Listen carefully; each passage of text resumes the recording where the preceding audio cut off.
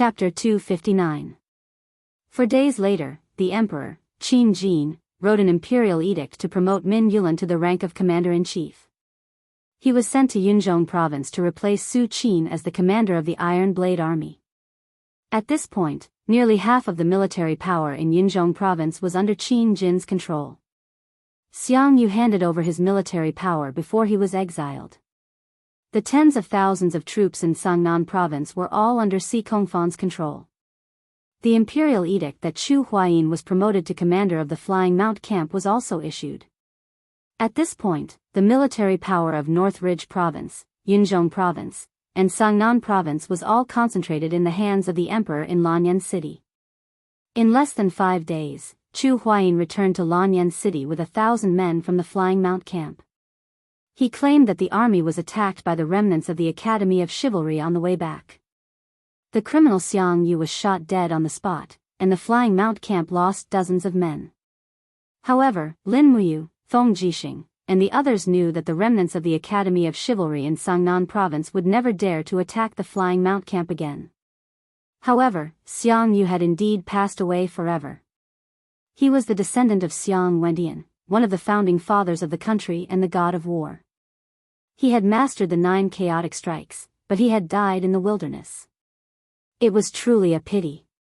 A month later, the bitter cold of winter gradually left Lanyan city. The days of spring had arrived again. Moo! Tang Xiaoxi's bell-like laughter reverberated in the temple. She had come to the temple to see Lin Muyu many times. When she pushed open the door to the office, she saw a purple ripple in the air. Purple lightning lingered around the gap in the space, accompanied by a young dragon's roar. An Acatosaurus, Little Apple, stretched his neck to look at the situation in this plain. When he heard Tang Xiaoxi's voice, he pricked up his ears and ran out of the space gap while shaking his head. He wagged his huge tail and ran towards Tang Xiaoxi. Tang Xiaoxi giggled as she took out the golden cauldron from the bamboo basket and placed it on the ground. She said, "Little Apple is such a good boy. Sister has brought you your favorite roast duck. It's just come out of the oven. Eat slowly, don't burn yourself."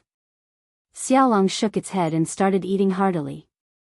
On the other side of the desk, Lin Muyu slowly withdrew her dou qi and returned it to her aura C.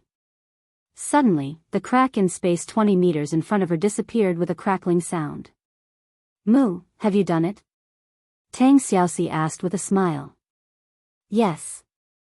Lin Muyu nodded and said, "It's a pity that it's still a bit lacking.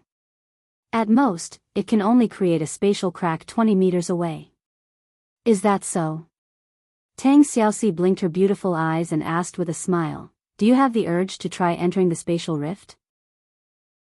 Lin Muyu shook her head quickly and said with a smile, "This mortal body of mine doesn't want to pass through space. That kind of pain is unbearable for ordinary people. Little Apple is a true dragon, so it doesn't matter. The impact of the cosmic sand is like an itch to him. If I pass through space, I'll become like that roast duck. Also, once I pass through, I won't know how to come back." "Oh, that's true." Tang Xiaoxi sat down on the chief deacon's desk with a smile and swung her long legs lightly in the air. She said with a smile, "Then it's better if you don't try it. I don't want to never see you again. Moreover, if you really can't come back, Xiao Yin will really be worried." "Oh right, what is Xiao Yin doing recently? I don't have time to visit her. The matters of the Holy Cathedral and the Eagle Nest are too busy." Tang Xiaoxi smiled slightly. Xiao Yin is now the commander of the military police battalion.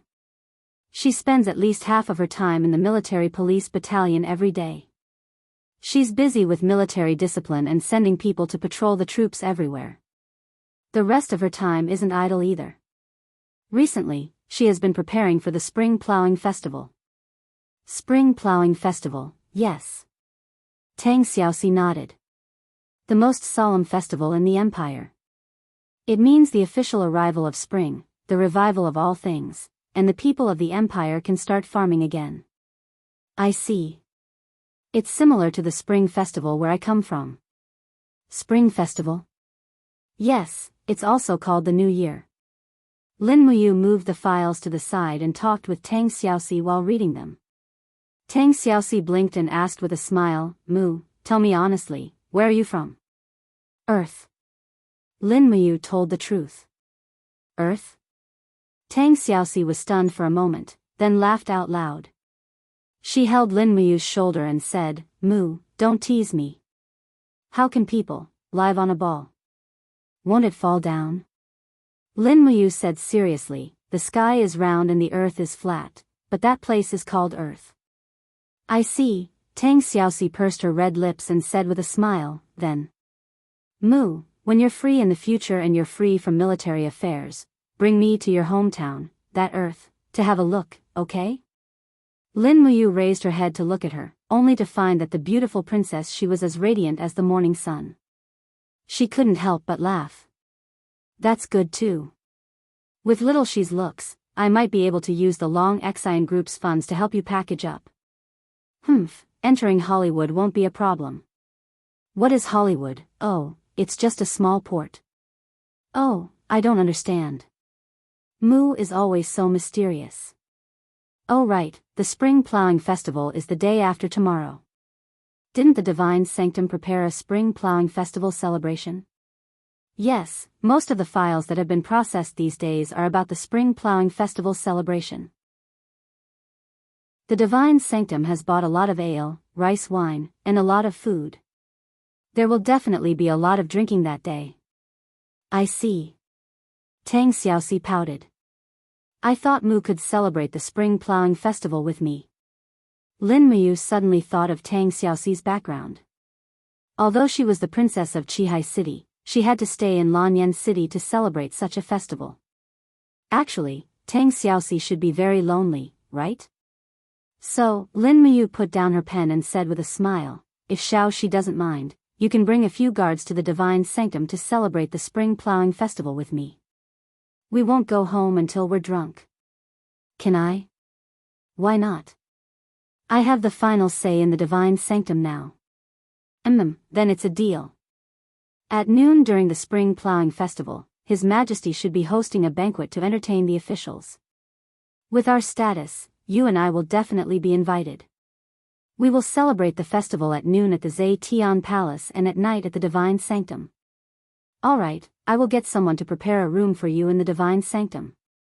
Oh right, Xiaoxi. Tang Xiaoxi jumped off the desk and looked up at him. Don't tell anyone about me using four-dimensional energy to cut through space. It will be very disadvantageous for me. I know. Xiaoxi is very sensible. That's good. I will continue with my work. You can wander around the Divine Sanctum for a while. I will accompany you when I'm done. All right. As soon as Tang Xiaoxi left, a Divine Sanctum guard stepped into the office and said respectfully, Deacon Lin, he said that someone from the Longdan army camp is looking for you. His name is Fengxi. Can you let him in? Fengxi is here? Lin Muyu was taken aback. She smiled and said, all right, let him in. Yes. Not long after, Fengxi walked in a mercenary outfit. He even wore the badge of the Longdan army camp's vice-captain. He smiled respectfully and said, thank you for your hard work, Captain. You must be bored from reading scrolls every day. Lin Muyu stood up and smiled. Fengxi is here? This way. Someone, bring some tea. There's no need for the trouble, Captain. Fengxi cupped his fists and sat down on a chair. He said, I have 2 matters to discuss with you. Oh, what are they? Just yesterday, a man came to Dragon Rocky Mountain and took Hu Xiaoyun away. What? Lin Muyu suddenly stood up. Her face was full of shock. Fengxi, you mean? Long Qianlin is not dead and has returned to Lanyan City? Did something happen? Was he discovered? Yes, everything is safe. Fengxi nodded and said, General Long Qianlin came to Lanyan City in disguise. It is said that he has settled down in Mingshan Province, one of the 4 provinces in Lingnan. He has sought refuge with his cousin, Commander Lin Yu. He came to Lanyan City to borrow madam. He also asked me to tell you that he is deeply indebted to you and will repay you in the future. However, as a wanted criminal of the Qin Empire, he can't enter the capital to visit you. Is that so? Lin Muyu felt relieved. She smiled and said, "It's good that he is fine. Long Qianlin is a talented general. It would be a pity if he died like this." Fengxi chuckled. "I admire you for your love of talent. But don't worry, Mingshan province is thousands of miles away from Lingbei province. The mountains are high and the roads are long. Long Qianlin will be very safe in Mingshan province." "Yes, I hope so too. What about the other matter?" "Oh, it's about attacking the tyrannical Blade mercenary group." Fengxi's eyes lit up. The tyrannical Blade mercenary group has 8,000 mercenaries and is quite famous in Lingbei province. Now they want to expand their territory to Yunzhong province, which happens to be in conflict with our Longdan army camp sphere of influence. They have already issued a letter of challenge to Longdan army camp 2 days ago. Lin Muyu narrowed her eyes. What are the chances of Longdan army camp winning? Fengxi took a deep breath and said confidently, "If it's just the tyrannical Blade mercenary group, we have a 100% chance of winning. But if this subordinate's guess is correct, the tyrannical Blade mercenary group will join forces with the Sacred Flame mercenary group. This way, the total number of soldiers will exceed 17,000. How many soldiers does Longdan army camp have now? More than 15,800. Fengxi cupped his fists and said, "Even if the number of soldiers is balanced, this subordinate can guarantee a complete victory.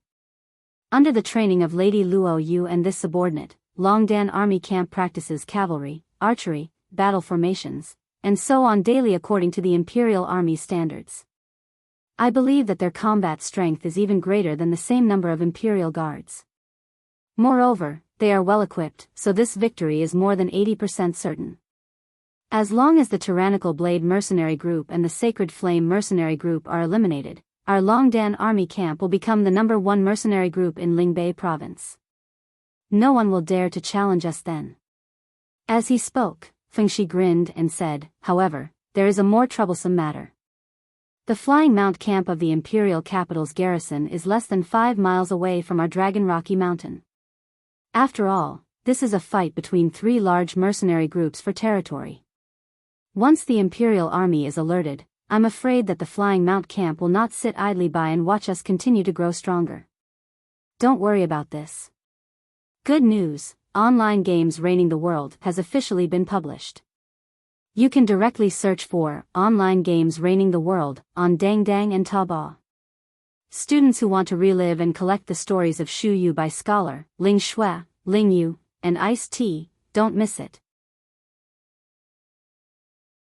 Chapter 260. Lin Muyu took a sip of tea and said, "The commander of the Flying Mount camp, Chu Huai, is my elder brother. As long as I write a letter, he will not touch the Longdan army camp. Don't worry." "That's great." Fengxi smiled and said, "Madam, do you know who's backing the Blade Mercenary Corps and the Sacred Flame Mercenary Corps?" "I do." Lin Muyu said faintly, "The commander of the Sacred Flame Mercenary Corps was originally a Chiliarch of the God Might Battalion. He only joined the Sacred Flame Mercenary Corps after committing a crime. The Divine Marquis Xing Yifan is undoubtedly the backing of this mercenary corps. As for the Blade Mercenary Corps, their weapons, rations, armors, and pay all come from the Imperial General's residence. This mercenary corps is probably Yu Wenxia's private army." "Since Madam knows." Fengxi's expression was solemn. "Do we still want to fight?" "Don't worry." Lin Muyu leisurely leaned on the chair and said, "The Empire's laws prohibit the cultivation of private armies. Both Yu Wenxia and Xing Yifan are aware of this rule. Therefore, the Empire's army will not easily participate in battles between mercenary corps. Of course, I used the Flying Mount camp to help Dragon Rocky Mountain because I have the Dragon Talisman.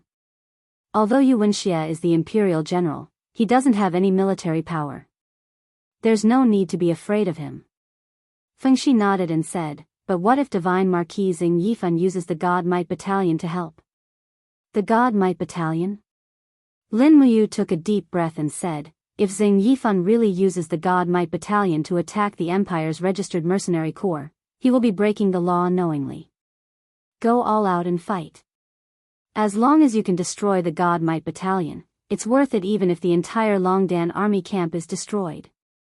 Fengxi was stunned. Madam, the Longdan army camp is your blood and sweat, so what? The God Might Battalion will always be a disaster if they stay in Lanyan City. I have long wanted to remove this poisonous thorn, but I didn't have an excuse. That's good. I will do it immediately. Okay, go. After Fengxi left, Lin Muyu still leaned back in her chair, and countless thoughts flashed through her mind. Lanyan City was the capital of the empire, and the collision between mercenary groups was also the fiercest among the 12 provinces.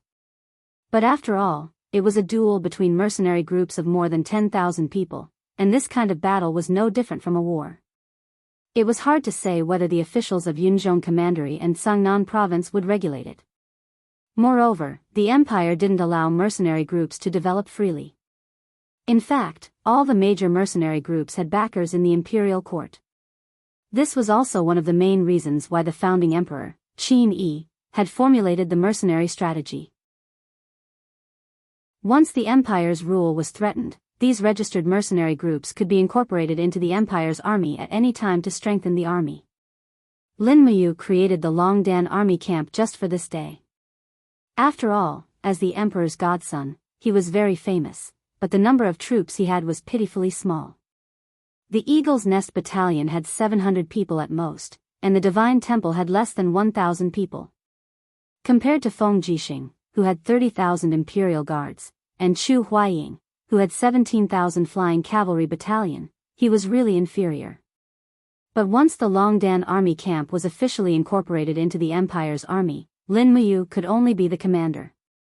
When that time came, he would have 15,000 elite troops, and he would have the confidence to speak.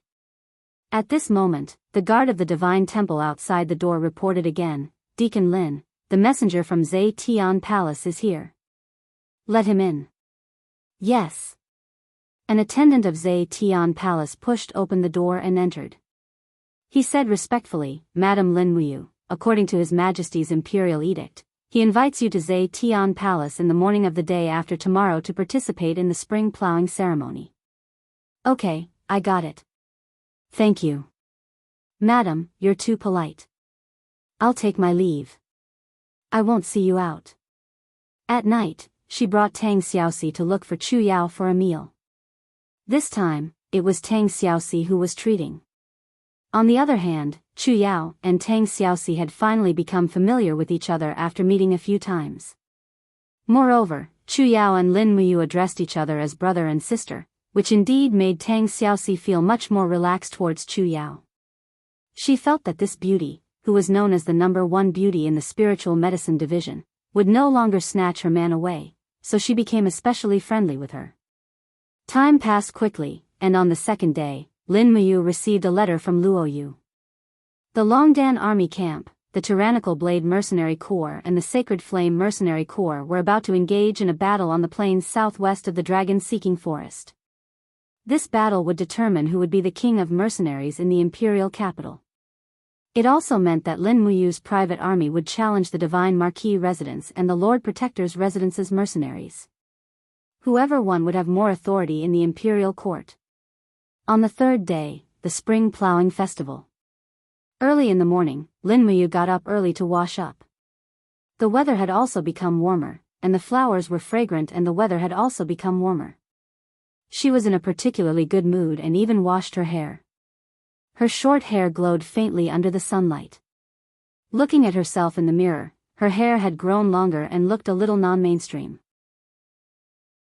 Although it was said that the women in the imperial capital liked handsome men with long hair, such as Feng Jixing, Chu Huayin, and the others who had their long hair tied up in a bun or braided into some nice-looking ends, Lin Muyu was not used to it. He was the only high-ranking general in Lanyan City who liked short hair. Deacon Guyang, can you help me cut my hair? Lin Muyu smiled and said, I'll be in good spirits. Guyang smiled and nodded. All right, this old man is going to cut you's hair again. however, Guiyang did not even use the scissors. He raised his finger lightly, and his fighting aura turned into a sharp blade. With a swoosh, he cut off the hair that had grown out of Lin Muyu's hair. His knife technique was exceptionally sharp, and not long after, a new hairstyle was done. Although it was not neat, Lin Muyu was naturally handsome, and this made him look casual and unrestrained. He tucked the Divine Temple's silver helmet under his armpit and flipped onto his horse. He smiled and said, "Grandpa Guiyang, I'm going to participate in the spring plowing ceremony. You've also received the invitation, right? I'll wait for you at Zhe Tian Palace." Guiyang smiled lightly. "All right, this old man will go later. Deacon Yu, you go first." Lin Muyu spurred his horse forward, and very soon, Qin Yan also followed. As the son of Prince Jining, he naturally had to participate. The journey was very lively, and the citizens of Lanyan City were decorated with lanterns and streamers. Qin Yan smiled and said, "Big brother, the sword absorption technique that you displayed last time. I still haven't mastered it. Tell me about it when there's a chance." "Emin, we'll talk about it when there's time." "Alright, thank you very much, big brother." Qin Yan was still a martial arts fanatic as always. His obsession with martial arts caused his cultivation to be second only to Lin Muyu among the younger generation of the Divine Hall, and there were faint signs of him catching up. It was said that he was already about to break through to the first layer of the heavenly realm at any time. To have such a realm at such a young age, this was something that Lin Muyu, Feng Jixing, Qin Lei, and the others could not compare to. Outside the Zhe Tian Palace Hall, there was a sea of people praying for blessings. Just today, Qin Jin was going to hold the spring plowing ceremony together with Her Highness Yin, praying for blessings for all the people in the world. The square was already about to be drowned by the sea of people. Lin Muyu, Qin Yan, and the others could only get off their horses and squeeze in step by step, leading their horses. Days like this, it was as if all the soldiers had lost their dignity and were joyful with the people. After entering the outer city of the Zhe Tian Palace Hall, Qin Yan's weapons and spatial pouch were all confiscated. The laws were strict, and only the imperial guards and commander-level officers had the right to bring weapons into the Zhe Tian Palace Hall, so he could only do this. After handing the warhorses to the servants, Lin Muyu brought Qin Yan into the palace. The palace was also filled with a sea of people, and those who were invited were either important officials in the imperial court, or the descendants of emperors, generals, and ministers. Qin Jin sat on the throne, while Qin Yin stood at the side in a luxurious princess cloak. When she saw Lin Muyu from afar, she immediately walked down the steps and held his hand intimately. "Big brother Yu, I heard that you've been annoyed to death by reading through files recently. You can take advantage of this opportunity to have a good rest. Happy spring plowing day, big brother Yu." Lin Muyu could not help but smile. "Happy spring plowing day too, Xiao Yin." Come with me quickly, let's pray for father." "All right." Qin Yin held his hand and walked up the steps. Lin Muyu bowed, and said, "Lin Muyu prays for father, may father live a long, healthy, and boundless life." Qin Jin could not help but burst into laughter. Good job. You." Lin Muyu nodded, not knowing what else to say that would be more appropriate. However, with a sweep of her gaze, she saw that the gazes of quite a few descendants of the aristocrats in the palace were already enough to kill. Qin Yin was the #1 beauty of Lanyan City, and also the successor of her clan. Be it in terms of appearance or status, she was an existence that everyone revolved around. But now, this #1 beauty of the empire was actually being so intimate with Lin Muyu. How could this not make those young aristocrats who saw Qin Yin as their dream lover not feel envy, jealousy, and hatred? Fortunately, Qin Jin came to the rescue at this moment, saying, The palace will only start in a while. You and Xiao Yin, follow father to the rear palace. I've stewed some lotus seed soup this morning. It has the effect of clearing the heart and soothing the qi. Come over and have a taste." "Yes, father." Lin Muyu respectfully followed the emperor and the princess into the rear palace, causing countless people's eyes to turn red. However, this was the privilege of being the emperor's godson. It seemed that Qin Jin was also intentionally or unintentionally telling everyone how highly he regarded this godson of the emperor, and not just giving him a simple title. Lin Muyu could not see through Qin Jin. It was getting more and more difficult to see through him. Qin Jin's culinary skills were well known throughout the world. The bowl of lotus seed soup he made was also very exquisite, and its aroma filled the air. Lin Muyu sat down and respectfully took a sip. She smiled and said, "It's really sweet." Qin Jin also smiled. "Then drink more." "Yes, father." After drinking 2 full bowls, Lin Muyu was worried that she would not be able to hold in her pee during the spring plowing ceremony later, so she did not dare to continue drinking. She respectfully said, "Father, I'm full now." Qin Jin smiled and personally helped Lin Muyu clear away the bowls and chopsticks. Qin Yin sat at the side and said with a light smile, "Big brother you, is it because the matters in the holy temple are very complicated? I heard from Xiao Shi that you're so worried that your hair is about to turn white. Haha, it's all right." "Oh, right." After Qin Jin handed the bowls and chopsticks to the attendant, he turned around and said with a smile, I heard that you've raised a mercenary group called the Longdan Army Camp, and that they already have over 10,000 soldiers. Is that true?" His gentle words sent a chill down Lin Muyu's spine. Chapter 261. Countless thoughts flashed through her mind. Lin Muyu knew that with Qin Jin's shrewdness, there was no way she could deceive him. Thus, she could only tell the truth. Yes, Longdan Army Camp was indeed single-handedly nurtured by me. Qin Jin sat down and slowly pushed a cup of tea in front of Lin Muyu. Then, what was Yu's original intention in founding Longdan Army Camp? Can you tell Imperial Father? Original intention, Lin Muyu was silent for a moment. Perhaps it was to protect the Empire's territory. Speak the truth. Qin Jin's voice was a little more forceful, and his eyes were filled with an irresistible sharpness. At the side, Qin Yin said, "Imperial Father, why are you questioning you like this? Xiao Yin, don't say anything first. Let me finish speaking with your brother first." "Yes," Qin Jin continued to look at Lin Muyu.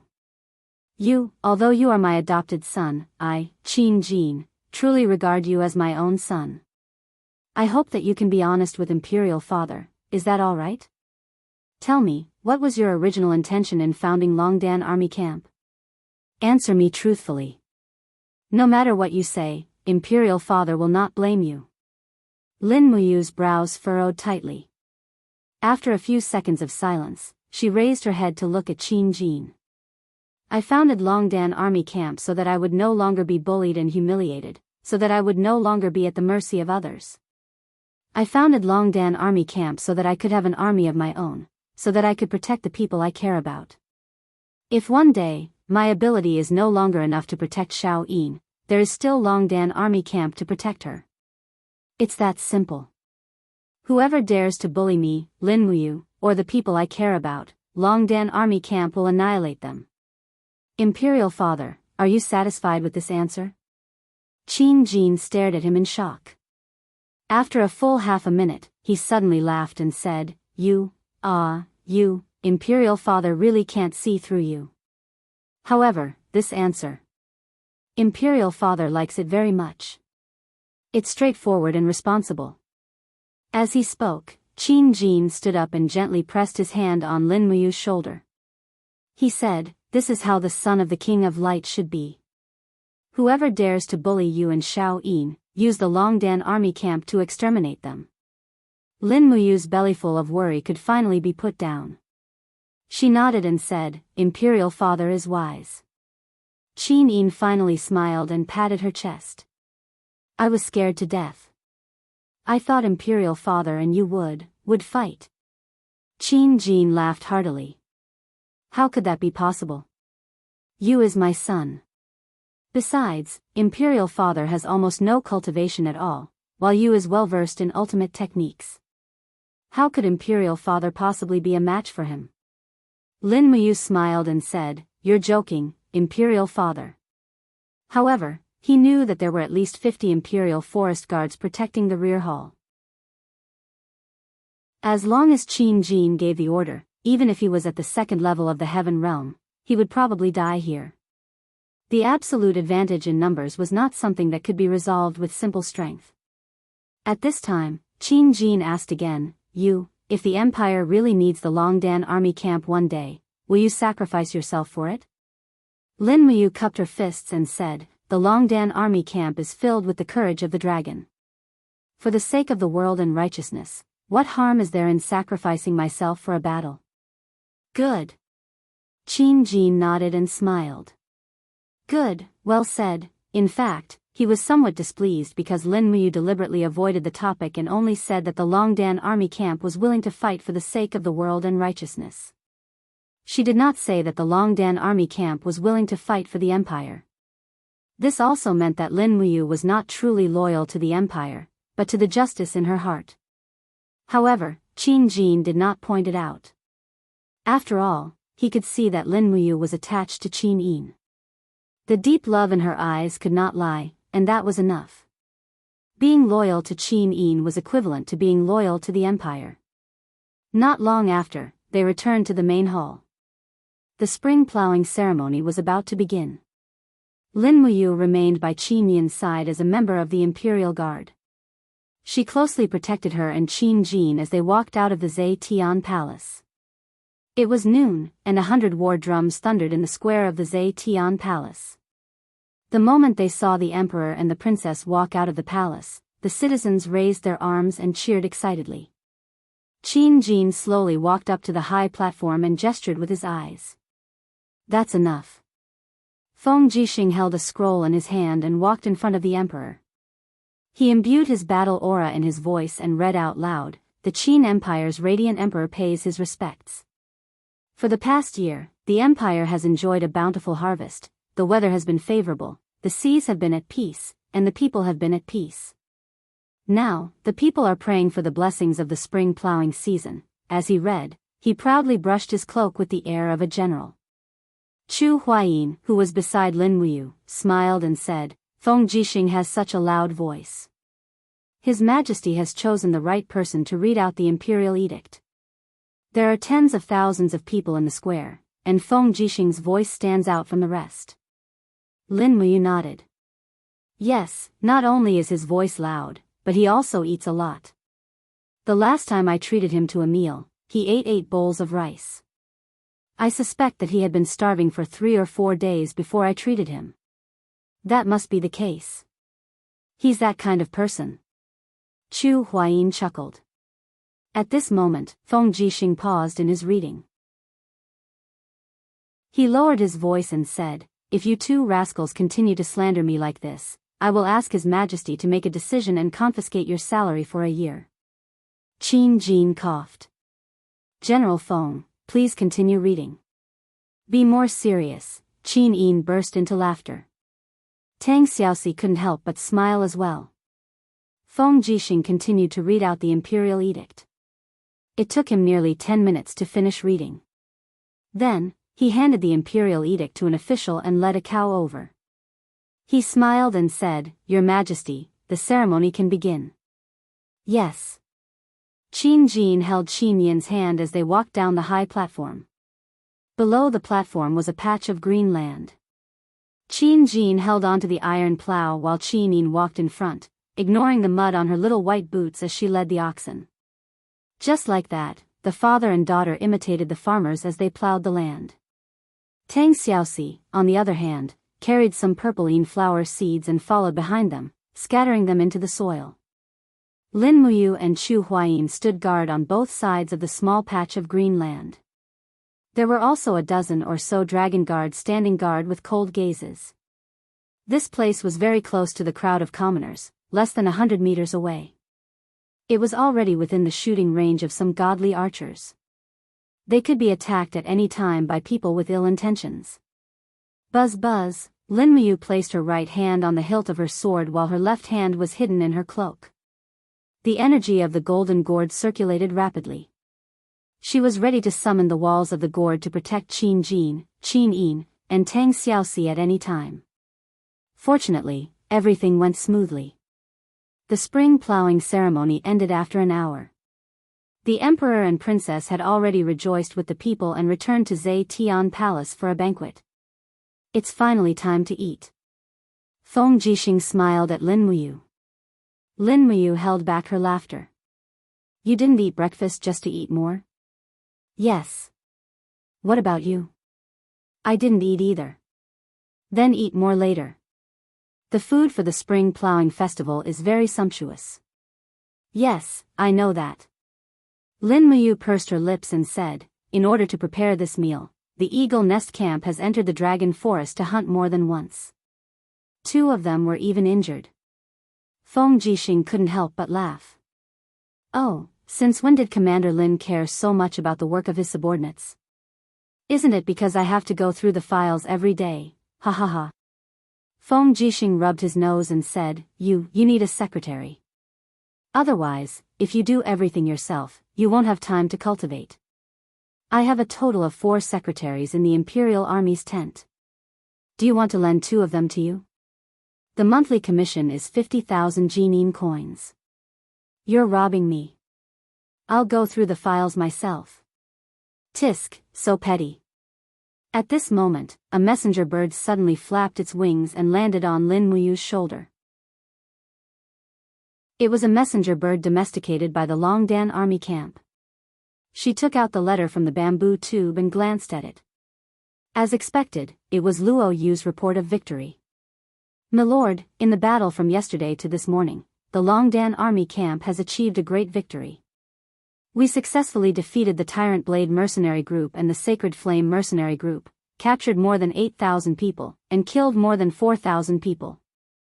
We ourselves lost more than 2,000 people, but the losses will be replenished with captives. At this point, the Longdan army camp is the strongest mercenary group in the empire. Lin Muyu was overjoyed. She took out the pen she used to go through the files and replied, Well done. Immediately rest and adjust the troops. The messenger bird flew away. Not far away, Divine Marquis Xing Yifan and Minister Luo Xing were walking together. When Xing Yifan saw Lin Muyu, his expression clearly didn't look too good. He faintly said, Milord Lin Muyu is riding on the crest of success.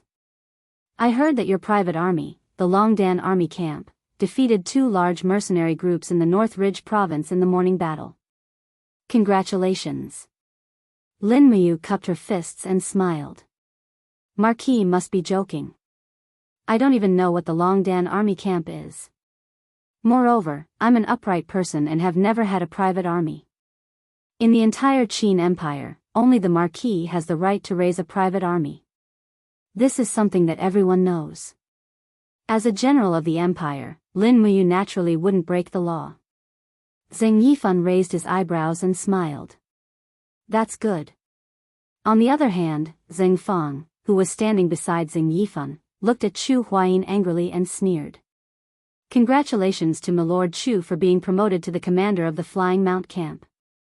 I've been too busy these days and didn't have the time to congratulate you. Oh right, my sister, Xing Xiang, also heard about your promotion to commander. She asked me, as her younger brother, to congratulate you on her behalf. Chu Huayin's face turned pale. He suddenly stepped forward and blocked Xing Yifan's path. He cupped his fists and said respectfully, Marquis, although the matter between me and Miss Xing Xiang has angered Marquis, the fault does not lie with Miss Xing Xiang. I, Chu Huayin, had too much hope. Now that Miss Xing Xiang is under house arrest, it's all my fault. I hope Marquis can forgive Miss Xing Xiang. Xing Yifan faintly smiled. Commander Chu, you're flattering me. Xing Xiang has been spoiled by me since she was young. I'm afraid she won't be able to enter Commander Chu's residence. Just give up, Commander. Chu Huayin frowned and cupped his fists. Yes, as long as Marquis releases Miss Xing Xiang, Chu Huayin, am willing to give up. I'd rather forget about Miss Xing Xiang and never see each other again. Remember what you said. Xing Yifan cupped his fists and said, Then this old man thanks Commander Chu for your good intentions. Chu Huayin stood blankly on the spot. His extraordinarily handsome yet disappointed look made countless noble ladies' hearts ache. One by one, they crowded around him as if they wanted to comfort him. However, they didn't expect Chu Huayin to turn around and leave without even looking at them. Chapter 262. Lin Muyu originally wanted to accompany Chu Huayin for a drink or two, but before he could even drink a cup of wine, Chu Huayin had already drunk 2 cups of wine. In less than 10 minutes, he had already finished a pot of wine. His frown made others sigh. But what could they do? In this world, whether it was power, status, or reputation, which one of them wasn't more important than love? Love in this chaotic world was like a fallen leaf that drifted with the wind. How many people could have it? Not long after, Chu Huayin was dead drunk. Feng Jixing immediately ordered 2 imperial guards to send him back to the imperial army's barracks to rest. He and Lin Muyu carefully protected the emperor and the princess. Fortunately, the banquet didn't last too long. It ended around 2 in the afternoon. Qin Jin was feeling unwell and left early. After that, the officials took their leave one by one. After sending off a large group of nobles and officials, Lin Muyu led the warhorse and personally sent Qin Yin back to Phoenix Perching Hall. Meanwhile, Wei Chou and Xiahou Sang were responsible for escorting Tang Xiaoxi back to the duke's residence. Phoenix Perching Hall was very secluded. With the arrival of spring, it was filled with birdsong and fragrant flowers. Most of the maids in the imperial palace were arranged to stay in Phoenix Perching Hall. Qin Yin didn't have many maids in her own bedroom. A group of maids came up from afar and escorted Qin Yin into the hall. As an official, it didn't seem appropriate for Lin Muyu to enter. Thus, she cupped her fists and said, "Shao Yin, I'll see you off here." Qin Yin turned around and blinked at him. "Brother Yu, aren't you going to have some tea in Phoenix Perching Hall before leaving?" "No, there are still many things to take care of in the Divine Palace. I won't be going in. I'll come back to Zhe Tian Hall to see you." All right." Qin Yin smiled and gracefully bowed to Lin Muyu. She smiled and said, "If Brother Yu doesn't come to see Shao Yin for too long, then Shao Yin will have to personally go to the Divine Palace to see you."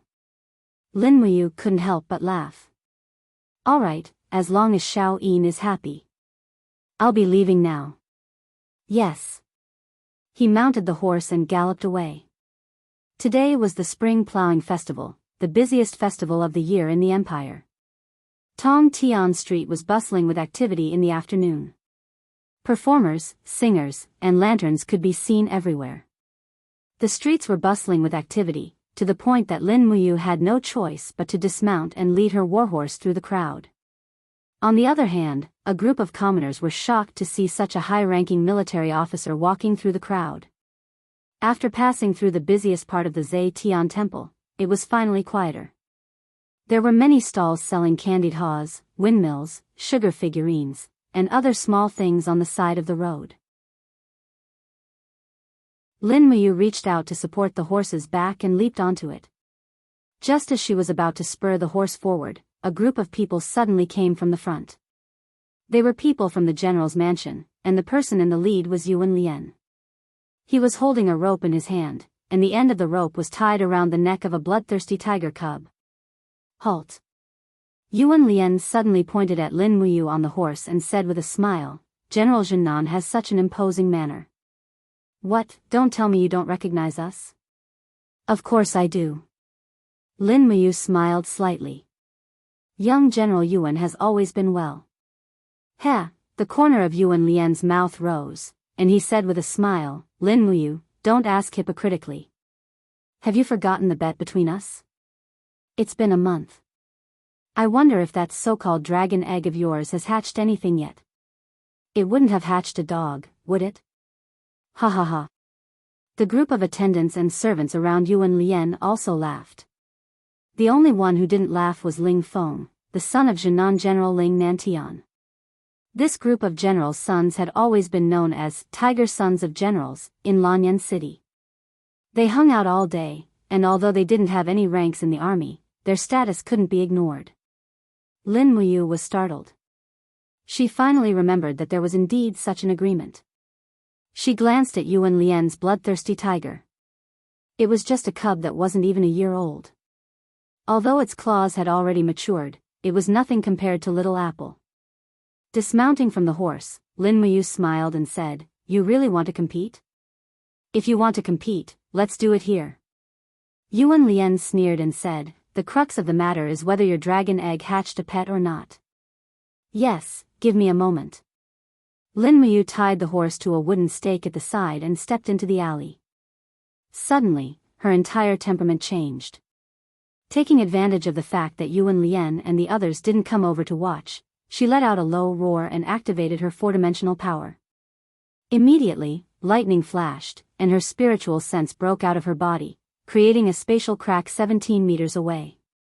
A woo! The Acatosaurus lazily pressed its front paw on the spatial crack and poked its head out to look outside, as if it didn't want to come out at all. Lin Muyu immediately used her spiritual sense and said to it, "Come out for me. It's time to come out and stretch your limbs. When you see that bloodthirsty tiger later, just kill it directly. Don't be shy, you're younger than it, but don't show off too much, understand?" Little Apple flipped over and fell from the spatial crack, crying out in pain. It was simply too stupid, and its body had become a lot more bloated. It had eaten a lot. Lin Muyu knew that it was a kind of fruit that grew on a tree in the wasteland of an alternate dimension. It had a very unpleasant smell, but this Acatosaurus seemed to like it. She turned around and walked out of the alley with the Acatosaurus. Pata, while walking, suddenly, the little dragon's front paw stepped on empty air and fell to the ground. Its sharp beak hit a mouthful of mud. It whimpered and used its front paw to poke at the mud. It sat on the ground with its hind legs like a stupid dog. Lin Muyu was dumbfounded and thought to herself, "Good heavens, I told you not to show off too much, and you actually acted like this? What a good actor, this grandson's future is limitless." Yuan Lian, Ling Feng, and the others laughed. Ling Feng said, "Lady Lin Muyu, what hatched from your dragon egg?" "It's probably an earth lizard." Lin Muyu touched her nose and said, "In short, it doesn't look like a dragon no matter how I look at it." Yuan Lian said with a smile, "I'm afraid it's not as simple as an earth lizard, but an extremely stupid earth lizard, right?" Lin Muyu was not angry and said with a smile, "Young general, do you still want to compete?" "Of course, why not?" Yuan Lian's face turned cold and said, "But Lin Muyu, you have to be careful. My bloodthirsty tiger already has the ability of flame blast. Be careful not to roast your lizard with a mouthful of fire. At that time, I won't be responsible for compensating you 20,000 gold coins. Instead, you'll have to pay me 50,000 gold coins." Lin Muyu nodded, "No problem, if your bloodthirsty tiger can really roast it, I'll grab a handful of cumin and share it with everyone, how about it?" "Ha ha ha, you're really interesting." Yuan Lian ordered, "Everyone move aside, prepare for the beast fight." Everyone formed a circle, and the commoners nearby also gathered around to watch the show. Their faces were full of joy and they were discussing spiritedly, "Oh my, someone's fighting again, I wonder what the stakes are this time. I think it's General Yuan Xia's son. That bloodthirsty tiger is a legendary beast, ordinary people can't even get close to it. The other person seems to be someone from the Holy Temple, and he's even a deacon. Wow, the Holy Temple against the General's mansion, interesting, interesting. I wonder if that lizard can beat the bloodthirsty tiger. That lizard looks incredibly stupid, I don't think it's a match. After all, how can a lizard be a match for a tiger? Not to mention the bloodthirsty Tiger King. Ha ha ha, just wait for the show. Bloodthirsty tiger, prepare to attack." Yuan Lian said as he rubbed the bloodthirsty tiger's head. However, the bloodthirsty tiger was naturally fierce, and it did not have a soul contract with Yuan Lian. It turned around and bit Yuan Lian's palm. Fortunately, Yuan Lian's cultivation was not bad, and he easily dodged the bite. However, he could not help but feel a little embarrassed. In comparison, the Acatosaurus was much more obedient. It sat on its hind legs, its front paws supporting itself, and its head swayed back and forth. It blinked its large eyes at Lin Muyu, and its tail swept the ground. Go on, fight. Lin Muyu glared at it. The Acatosaurus immediately rushed out and roared at the bloodthirsty tiger as if provoking it. On the other hand, the bloodthirsty tiger, as the Tiger King, also roared. The two vicious beasts did not look like they were fighting one-on-one, but more like they were acting cute. Yuan Lian sneered, Lin Muyu, if your lizard is really killed, don't regret it. Don't worry, I won't regret it. Lin Muyu crossed her arms in front of her chest, lazily watching the scene of the beast battle. Finally, the bloodthirsty tiger took the initiative to attack. With a roar, its entire body ignited with raging flames. It pounced forward, raised its front paws, and swatted at the Acatosaurus. The onlookers all screamed. A bloodthirsty tiger that was not even a year old could have such a powerful attack. It was really not simple. However, the crowd seemed to have overlooked the 5 silver lines on the Acatosaurus's head. How could a 500-year-old spirit beast be afraid of a bloodthirsty tiger that was not even a year old? Moreover, the Acatosaurus was actually very smart. When it fell to the ground, it had used the soil to hide its 500-year-old spirit beast mark. Facing the bloodthirsty tiger's attack, it directly twisted its body and wrapped its tail around its head. Its entire body shrunk into a ball, and it used its red crystal scales to resist the bloodthirsty tiger's attack. Paw! The bloodthirsty tiger's fierce slap sent the Acatosaurus flying like a frisbee. It slammed into the wall and bounced back. It looked like it would not survive for long. Awoo! The bloodthirsty tiger pressed its front paws on the ground and roared. Flames soared into the sky as it released its ability, Flame Blast. Whoosh! A fireball rushed out, heading straight for the Acatosaurus. The earth lizard is finished. Ling Feng said with wide eyes. The onlookers were also dumbfounded. They did not expect that the outcome of this beast battle would be decided so quickly. However, under everyone's gaze, the little dragon suddenly spread its body and pressed its front paws on the ground. With a roar, faint golden dragon patterns appeared on its body, and it actually collided with the energy of the flame blast. Pung! Energy splashed out. The bloodthirsty tiger's red crystal scales were extremely tough, and it directly scattered the weak flame blast attack. In the next instant, the Acatosaurus had already arrived in front of the bloodthirsty tiger, completely releasing its dragon chi. A majestic and domineering aura caused the bloodthirsty tiger to howl in fear. However, it was already too late. The Acatosaurus raised its sharp claws and attacked with its illusory claws. Blood splattered everywhere, and the bloodthirsty tiger's head split open. The little dragon was like a ferocious beast, rapidly devouring the bloodthirsty tiger's incomplete spirit stone. The onlookers were almost petrified by the scene. They all murmured, "What a ferocious earth lizard, so strong." Chapter 263. Young General, you've lost. Pay up. Lin Muyu extended her hand, demanding the 50,000 Jin coins from Yuan Lian. Yuan Lian was still staring at the carcass of the bloodthirsty tiger on the ground. He had spent a lot of effort to raise this bloodthirsty tiger cub, but just a few seconds ago, it had been slaughtered by that unremarkable earth lizard. What, you can't afford to lose? Lin Muyu raised her brows, picked up the Acatosaurus's tail, and tied it to the horse's back. She smiled. If you can't afford to lose, then I'll pretend there was no such bet. I don't care about a mere 50,000 Jin coins. Cut the crap. Yuan Lian fished out 5 gold notes. Each one is 10,000 Jin coins. Watch carefully. Thank you, young general. Lin Muyu took the gold notes and stuffed them into her universe pouch without even looking at them. She cupped her hands and said, I still have matters to attend to in the holy temple. Young general, we'll meet again. She mounted her horse and galloped away. The onlookers dispersed one after another, but Yuan Lian stood where he was, so angry that his whole body was trembling. At the side, a servant whispered, Young master. These 50,000 gold notes were given to you by the old general to buy 1,000 spears from the Imperial City Chamber of Commerce. This. If you give it to Lin Muyu, how are we going to explain this? Explain what? Yuan Lian gritted his teeth. I'll explain it to father. What are you blabbering on about? Yes, please calm down, Major General. Yuan Lian raised his head and looked at Lin Muyu's back. Clenching his fists, he said indifferently, Lin Muyu, remember this debt well. I'll make you pay for this sooner or later. In the sacred hall, the afternoon training ended quickly. As the deacon, Lin Muyu personally guided the instructors in their training, and even explained the tricks of circulating Do Qi. Everyone listened with great interest, but the effect was probably negligible.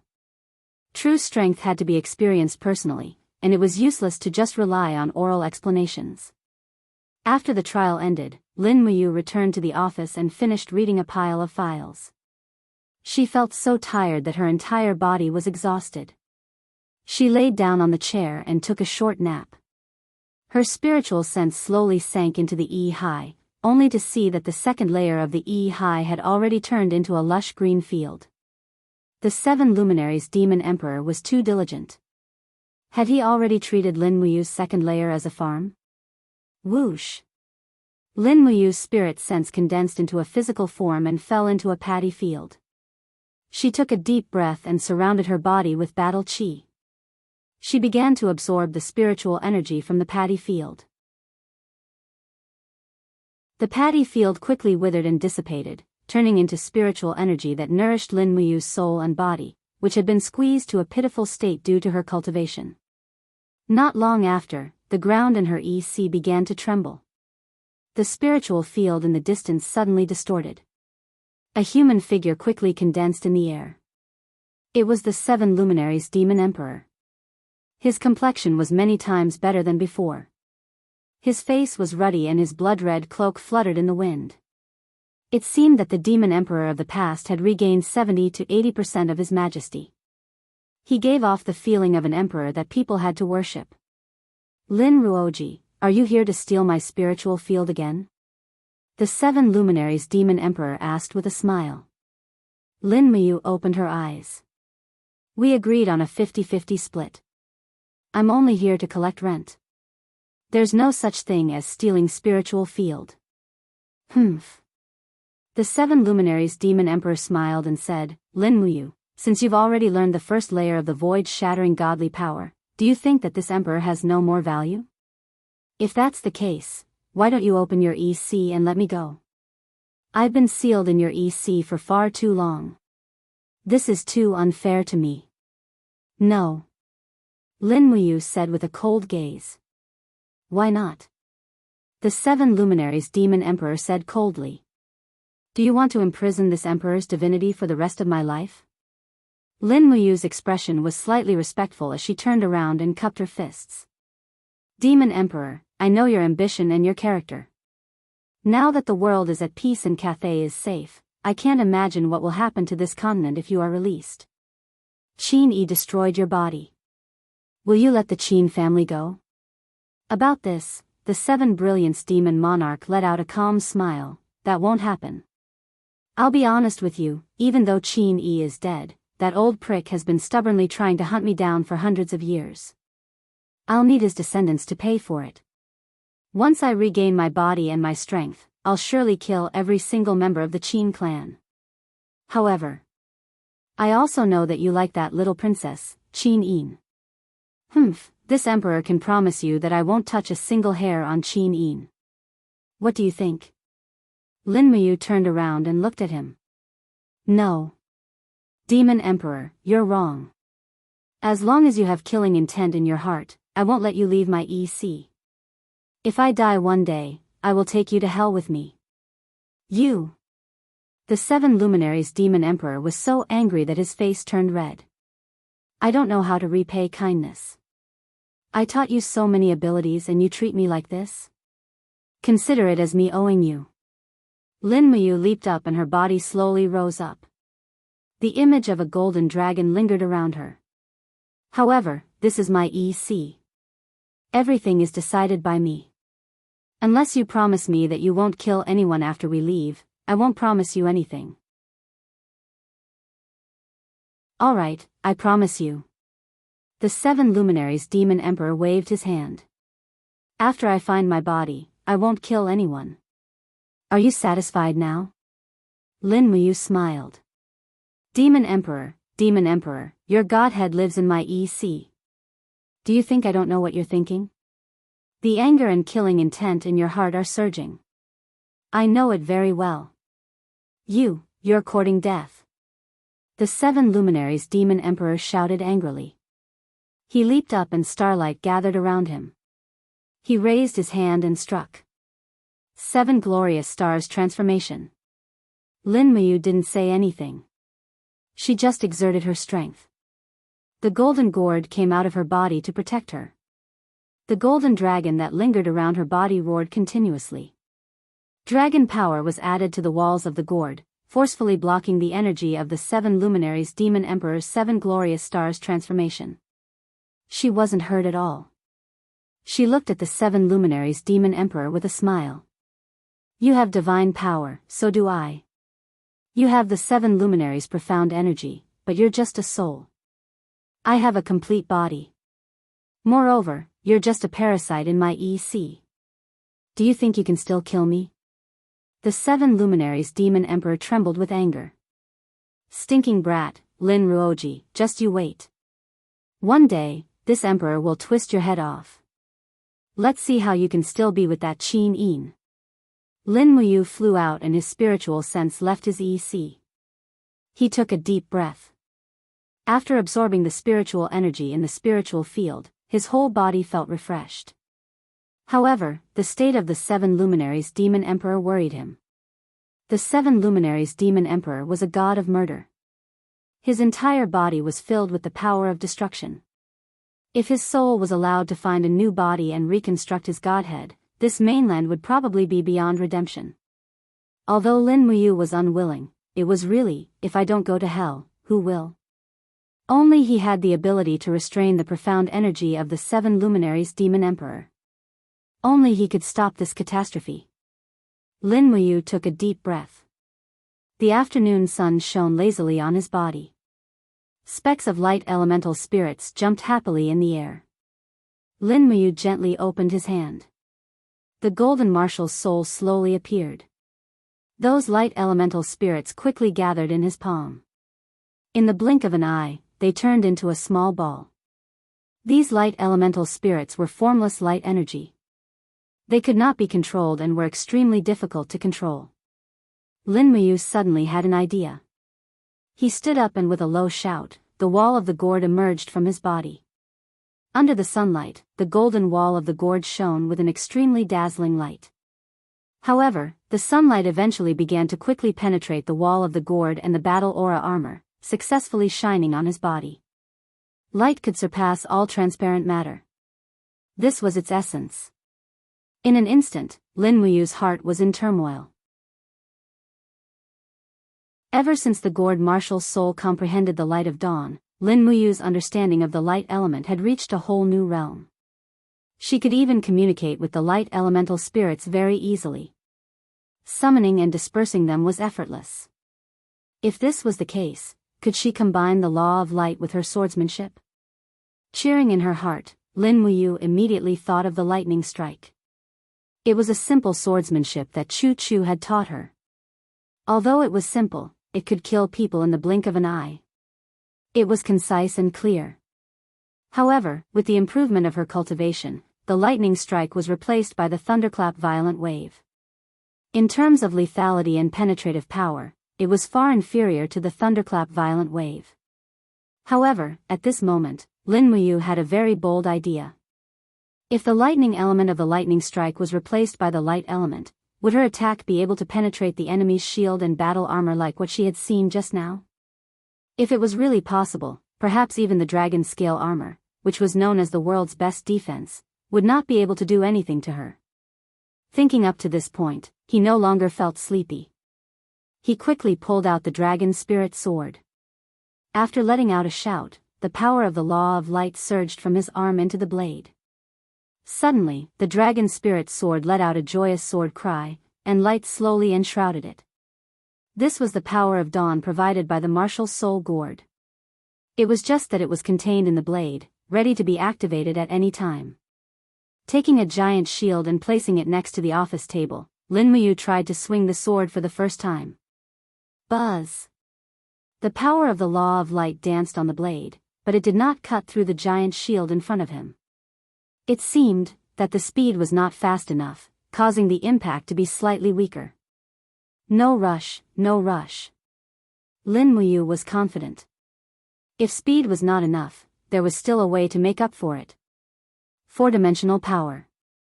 Using the 0.5% divine power gifted by the 7 luminaries Demon Emperor to produce four-dimensional power, it could greatly increase the speed of the Law of Light's operation.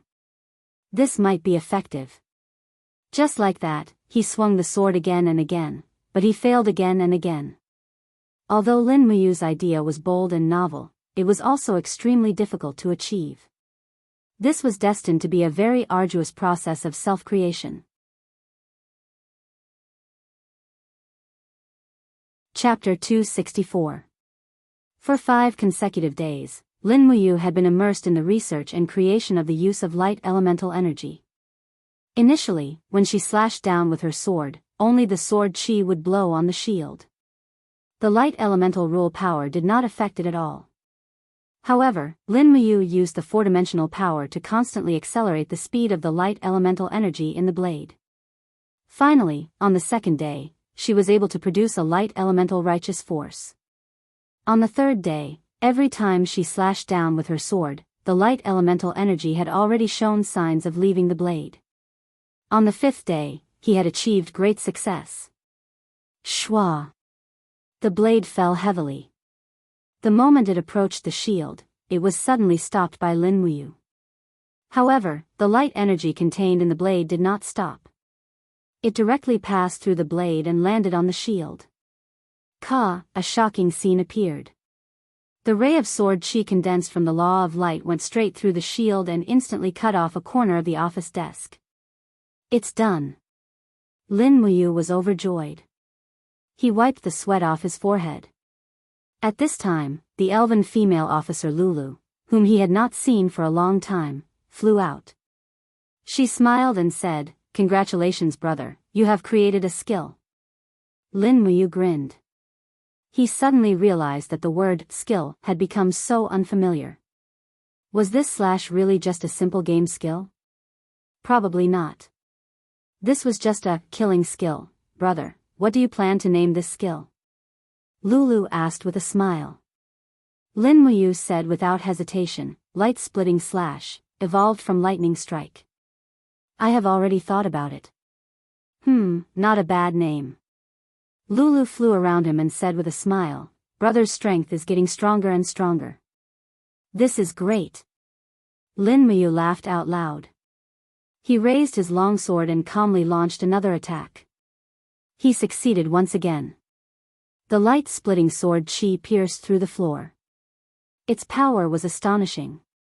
He had completely mastered the light-splitting slash. The most terrifying part of the light-splitting slash was that it could kill people from a distance. No matter how strong the chi of vigor or how thick the armor of the opponent was, when the light-splitting slash slashed down, it was equivalent to ignoring all of the opponent's defenses and directly striking their body. After dinner, he continued to practice and strengthen the light-splitting slash. Lin Muyu had a stubborn personality. He would never be satisfied if he did not increase the lethality and speed of this move to the maximum. This was probably one of the reasons why he was able to practice to this level. He blew out the candlelight in the office, and the dragon spirit sword in his hand glowed with a faint golden light of dawn. He suddenly swung the sword, and the light-splitting sword chi flew through the air and slowly dissipated. The light-splitting slash was a powerful attack, but it didn't have a long range. It was the kind of attack that had extremely high lethality within 5 meters, but outside that range, it would automatically disintegrate. Dong dong, a holy temple guard knocked on the door and said, Deacon Lin, there is someone outside the main hall looking for you. He claims to be from Heaven's Pivot Province and has come to Lanyan City to look for you. He hopes that you can meet him. Dubhe Province? Lin Muyu frowned and said, I don't know anyone from Dubhe Province. Did you ask who it was? I didn't ask if Lord Deacon wants to see me or not. Take him to the living room. I'll be right there. Yes.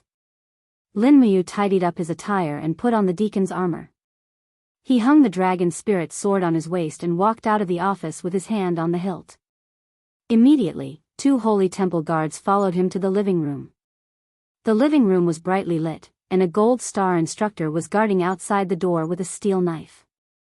He cupped his fists respectfully and said, Deacon Lin. Yes. Lin Muyu nodded and entered the living room. He saw that it wasn't just one person, but a total of 3 people. A stooped old man with a cloak on his head sat there quietly. Behind him were 2 handsome young men. One of them looked somewhat familiar, but Lin Muyu couldn't remember where he had seen this person before. Hello, I'm Lin Muyu. May I know who you are? Lin Muyu stood respectfully in front of the old man. At this time, the old man slowly raised his head and lifted his cloak. A pale face appeared in front of Lin Muyu. He looked to be around 60 years old, but he was hale and hearty, completely different from Qin Jin's sickly complexion. His eyes shone brightly as he stood up with a smile and cupped his fists. This old man is Wuxia Xianxia. Greetings, Temple Deacon Lin Muyu. Lin Muyu was taken aback. Wuxia Xianxia? At this time, Deacon Guiyang beside her was taken aback. Wuxia Xianxia? You're Lord Wuxia Xianxia? Yes, I am. How could I be wrong? Wuxia Xianxia smiled. This person looked like he had a powerful background. Lin Muyu turned around and asked, Deacon Guiyang, I'm not very familiar with the situation in Heaven's Pivot Province. Wuxia Xianxia is, Guiyang smiled. You really don't know. The Empire's garrison in Heaven's Pivot Province is called the Heaven's Pivot Army. It has 80,000 soldiers, and the general of the Heaven's Pivot Army is this General Wuxia Xianxia in front of you. And General Wuxia is not only the general of the Heaven's Pivot Army, but also the head of the entire Wuxia family. He is in charge of smelting iron, alchemy, commerce, and many other areas in Heaven's Pivot Province. It can be said that 50% of the Heaven's Pivot Province's wealth and military strength belong to the Wuxia family. Lin Muyu was stunned. No matter what, he didn't dare associate this old man with the legendary Wuxia Xianxia. He hurriedly cupped his hands and said respectfully, Lin Muyu pays his respects to General Wuxia. Wuxia Xianxia smiled and stepped forward to hold Lin Muyu's arm. You don't have to be so polite, Lord Lin Muyu. This old man has come to Lanyan City as a visitor and didn't dare disturb His Majesty. Moreover, I'm here to discuss something with you, Lord Lin Muyu. Oh, please speak. It's like this. Last time, Lord Lin Muyu forged a purpling sword and broke the long sword forged by my son. Ha! I'm ashamed to say this. This old man has failed to teach his son well. That time, my son offended you. I hope you'll be magnanimous enough to forgive him. Lin Muyu was taken aback. She raised her head to look at the young men behind Wuxia Xianxia. She finally remembered that one of them was Wuxia Yan, the fellow who had vowed to forge a sword for Qin Yin. So they were here for this matter. I wonder what you're looking for me for, Lord. Lin Muyu pursed his lips and cursed inwardly. Sure enough, once the blacksmithing skill was revealed, it would cause trouble. Others might not know what it was, but Wuxia Xianxia was a famous blacksmith of the present age. How could he not know? He cupped his hands and said respectfully, Old General, that purpling sword was forged by a hermit master. I don't know where he is now. You won't be able to get any information from me. Wuxia Xianxia couldn't help but smile. Don't be nervous, Lord. This old man is here not to find him, but to find you. Oh, what do you mean? Wuxia Xianxia smiled calmly. A straightforward man doesn't resort to insinuations. In the last few months, the Chamber of Commerce in Lanyan City has been selling some mysterious and spirit-grade weapons. The forging methods of these weapons are very unique. I've collected a few of them, and after thorough study, I found that the forging methods of the blades are different from those of any blacksmithing family on the continent. The forging methods of the blades are ingenious, and the layering of the blades has probably overturned the millennium-old way of forging weapons on the continent. Lin Muyu's heart was beating like a drum. And then, Wuxia Xianxia smiled. This method is certainly valuable, but the person's forging methods are hidden well. That's what's most valuable. I'm also right. That hermit certainly doesn't want to reveal his name, so I can't force him. But I can't return from Lanyan City empty-handed. If Lord Lin Muyu knows the layering of the blades, please give it to this old man. I'll reward you handsomely. Well, Lin Muyu racked her brains for a way to refuse. It was then that Wuxia Xianxia took out a stack of gold notes from his pocket. These are the gold notes of the Imperial Gold Bank.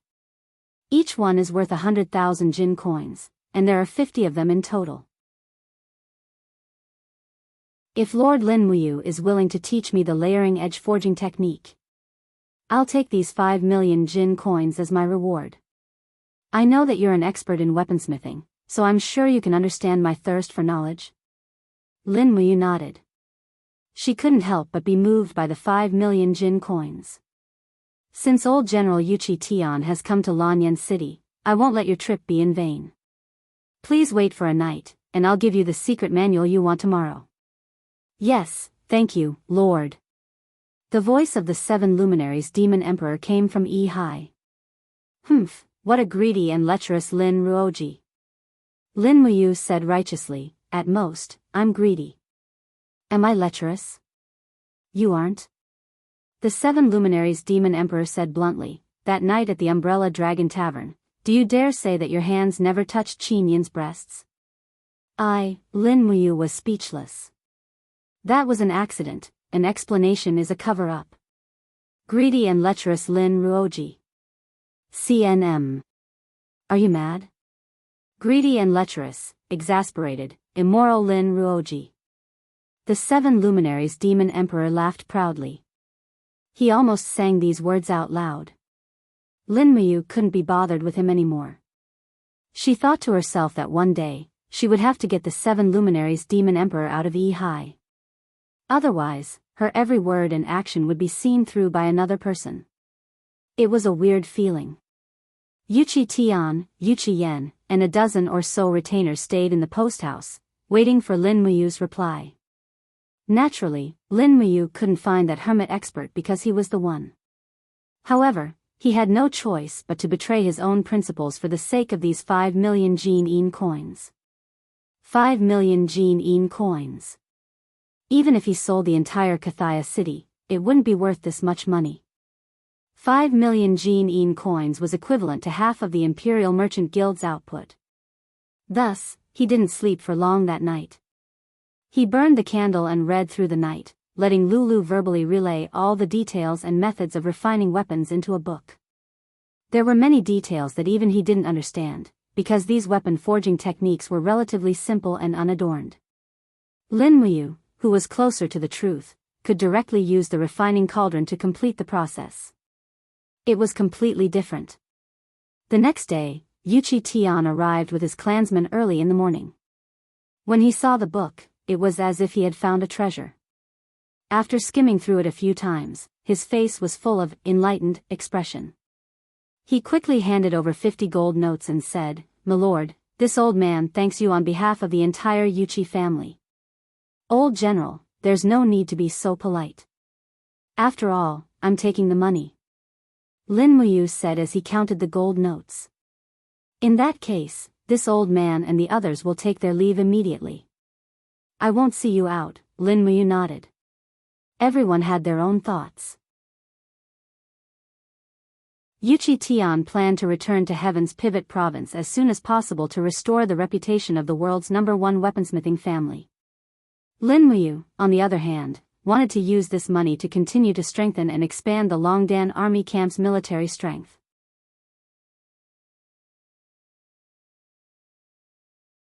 Chapter 265.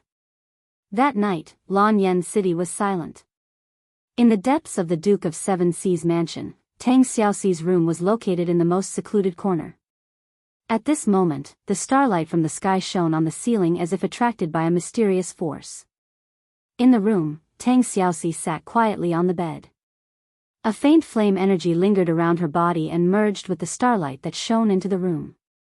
After an unknown period of time, Tang Xiaoxi suddenly opened her beautiful eyes.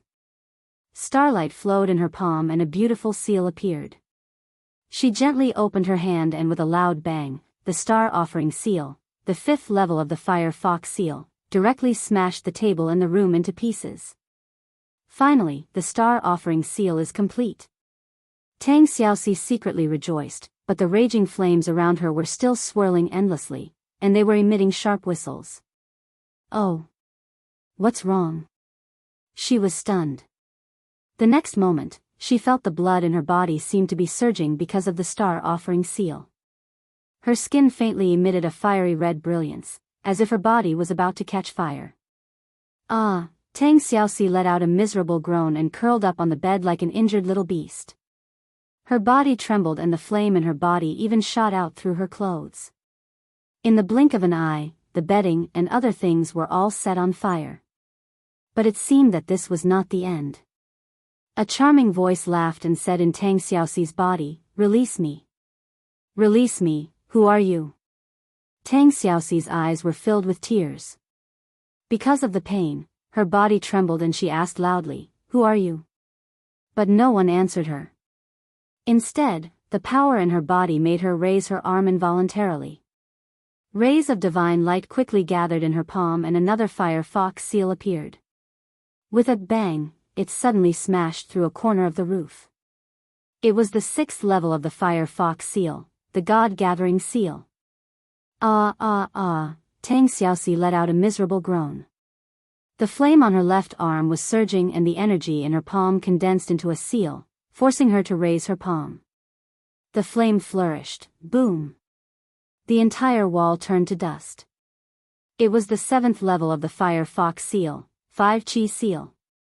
Outside the wall, the 4 Seven Seas city cavalry guards stared dumbfoundedly at the fire that lingered in the room and shouted, "Princess Shi, what's wrong with you? Princess Shi, you, get away from me!" Tang Xiaoxi ordered loudly, but these imperial cavalry were all Tang Lan's personal guards. Seeing Tang Xiaoxi in such a state, how could they leave? Tang Xiaoxi tossed and turned on the bed, endless fire intent surging out from the depths of her qi sea. Without a whing sound, the fire fox seal appeared in her palm once again, soul-suppressing seal. This was a seal that even Tang Bin had not successfully cultivated. Go! Tang Xiaoxi shouted at the cavalry. The cavalry saw that the situation was not good and hurriedly retreated, but it was too late. The soul-suppressing seal launched an earth-shattering attack. After a loud bang, everything within a 20-meter radius was turned into ashes. None of the 4 cavalry guards survived. Tang Xiaoxi's face was covered in tears, but the flame in her body was still surging. The heaven and earth seemed to have lost their color, and the stars in the sky seemed to have dimmed. Countless stars seemed to have fallen at this moment. A fire fox seal appeared in Tang Xiaoxi's right palm, reincarnation seal, the strongest technique of the 7 Seas Tang sect. Boom! The entire Lanyan city seemed to be trembling. The reincarnation seal almost destroyed half of the Duke's mansion. Woo! Tang Xiaoxi knelt on the ground in tears. Her body was surrounded by raging flames. She couldn't control this power. It was as if something in her body had suddenly awakened, and this power was destructive. It didn't differentiate between friend and foe. Half of the Duke's mansion's servants had already died under her fire fox seal. Hee, let me go. The seductive voice in her body sounded again. I am you, and you are me. Let me go. There's no need to endure it anymore. Tang Xiaoxi hugged her head with her arms and sat there in pain, howling miserably. From afar, another group of servants rushed over and asked loudly, Princess Shi, are you all right? However, at this moment, they didn't see Tang Xiaoxi. Instead, it was a young girl kneeling in the raging flames. 9 flaming tails danced behind her, and 2 fox ears grew out of her long hair. The raging flames surrounded her, and the 9 flaming tails danced seductively, accompanied by a seductive voice. Tang Xiaoxi slowly raised her head, and her beautiful eyes were suffused with a faint golden luster. All her clothes had been burned by the raging flames, and at this moment, she was already kneeling there naked. Behind her, the 9 flaming tails swayed gently with her consciousness, but under the cover of the flames, outsiders couldn't see anything at all and didn't know that it was her. What happened to me? What happened to me? Tang Xiaoxi cried and muttered to herself. After the power in her body was released, she could feel that she had at least obtained the power of the 3rd tier of the heavenly state. But so what? She didn't look like a human at all. What's that? From afar, a group of guards watched with their mouths agape. One of them shouted in a low voice, "Demon! It's a demon! Heavens, why is that 9-tailed demon in the Duke's residence? Where's Princess Shi? Hurry up, kill this demon and find Princess Shi." A few guards drew their bows and aimed at her. Tang Xiaoxi raised her head and looked at them. Her golden eyes were filled with coldness, and her lips curled into a cold smile. There was an endless murderous intent in her heart, but just as she was about to attack, Tang Xiaoxi suddenly groaned. She was restraining this crazy murderous intent. She couldn't kill anymore, or she would really become a demon. "Go, we have to escape from here." Tang Xiaoxi's eyes were filled with tears. Suddenly, she turned to look in the direction of the Holy Temple and Zhe Tian Palace. Without looking back, she dashed out. Her speed was extremely fast, and in the blink of an eye, she disappeared into the night. Her 9 fiery tails swayed irregularly. In the night, she looked so beautiful. However, this beauty was filled with killing intent. At the north gate of Yanlan City, a group of imperial guards were standing guard. It was late at night, and martial law had been imposed. Every night, Yanlan City was prohibited from entering. Hua, a fiery light appeared behind him, immediately causing the group of imperial army soldiers to be dumbfounded. It was a beautiful fire fox. Under its 9 dancing tails was the form of a beautiful young lady. Although they couldn't see her clearly due to the lingering flames, they could still vaguely make out the graceful curves of her body and her unparalleled beauty. "What's that?" The centurion on duty roared, "Demon, what kind of demon is this? Men, take her down." A group of imperial guards pulled out their swords and sabers and rushed over, but the 9-tailed fox spirit didn't pay attention to them. In a flash, she flashed through the gap between the imperial guards. She raised her right palm and whimpered.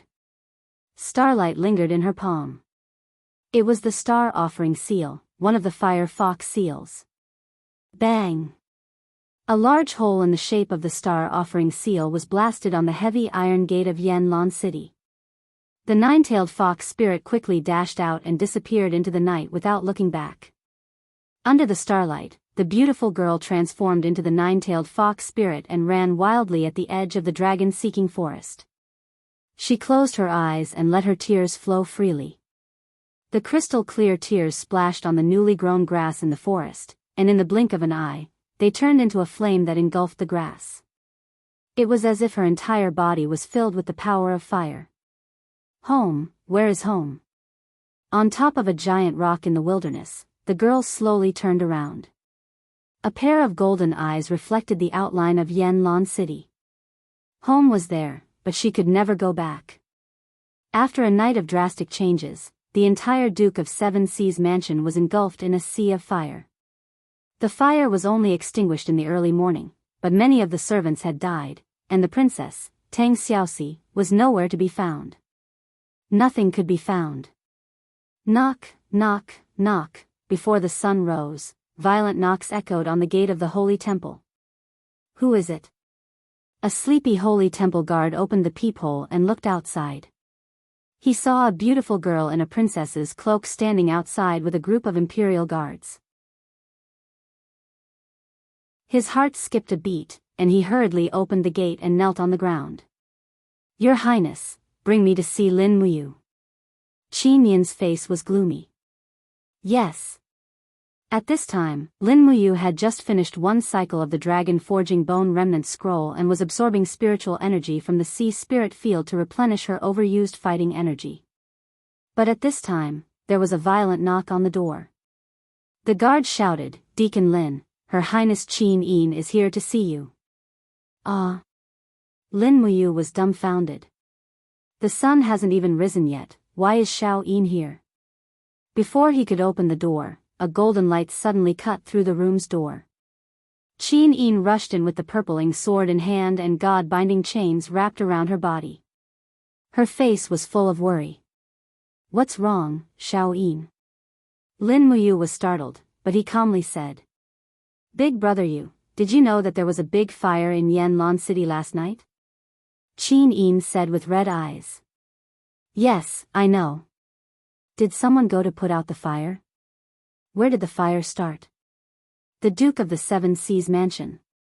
Tears rolled down Qin Yin's eyes. "Something happened to Xiao Shi. What happened to Xiao Shi?" Lin Muyu got up and hurriedly grabbed her armor and put it on. She said, "Xiao Yin, tell me quickly." "The Duke of the Seven Seas mansion was on fire. Xiao Shi disappeared. Someone said they saw a monster. It was a nine-tailed demon fox. Its body was covered in flames. No one dared to go near it. And, last night, the same monster broke through the north gate of Yanlan City." Nine-tailed demon fox? Lin Muyu shook his head forcefully and said painfully, "Who cares about the nine-tailed demon fox? What happened to Xiao Shi? Is there no trace of her?" "No, Xiao Shi seemed to have disappeared into thin air," Qin Yin said while crying. Lin Muyu tried his best to calm down, but how could he? There was an ominous feeling in his heart. The nine-tailed demon fox was not simple. It might have a great connection with Tang Xiaoxi. Father has already summoned Feng Jixing, Chu Huaying, Zhen Yifan, and the others to deal with this matter. Hurry up and follow me to the palace, Qin Yin said. Yes. Lin Muyu quickly put on his cloak and grabbed the dragon spirit sword on the table. Let's go.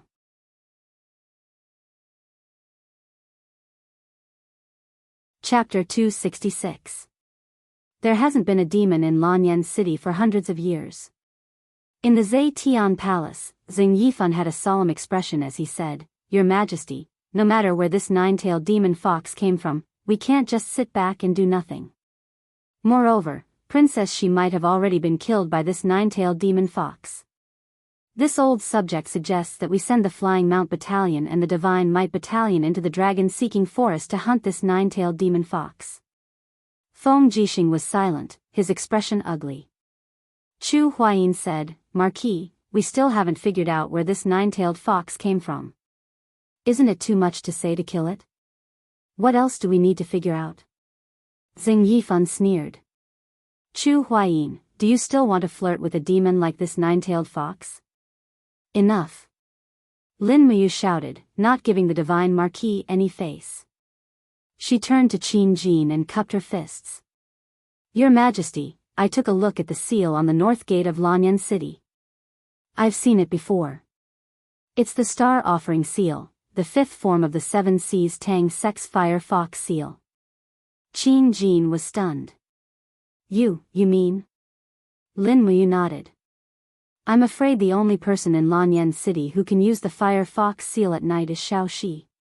Last night, the Imperial Guard said that the seal was left behind by the nine-tailed fox." Then, Xiao Shi, Qin Yin was shocked. "Brother Yu, are you saying that the fox is Xiao Shi?"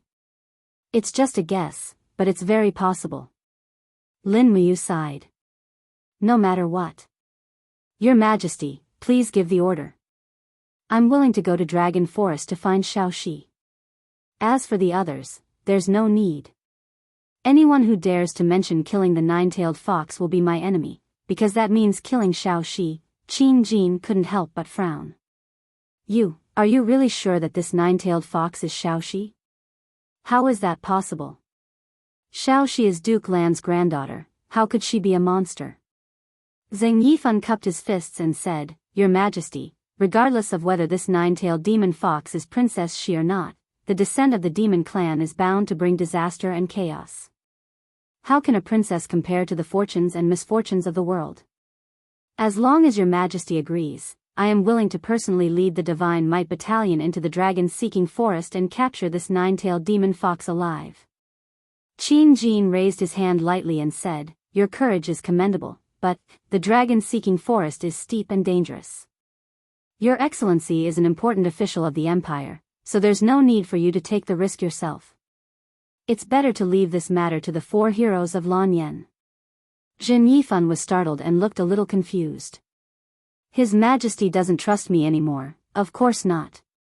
Qin Jin smiled, Official Zhenxing doesn't need to be so suspicious. We're just worried about your health.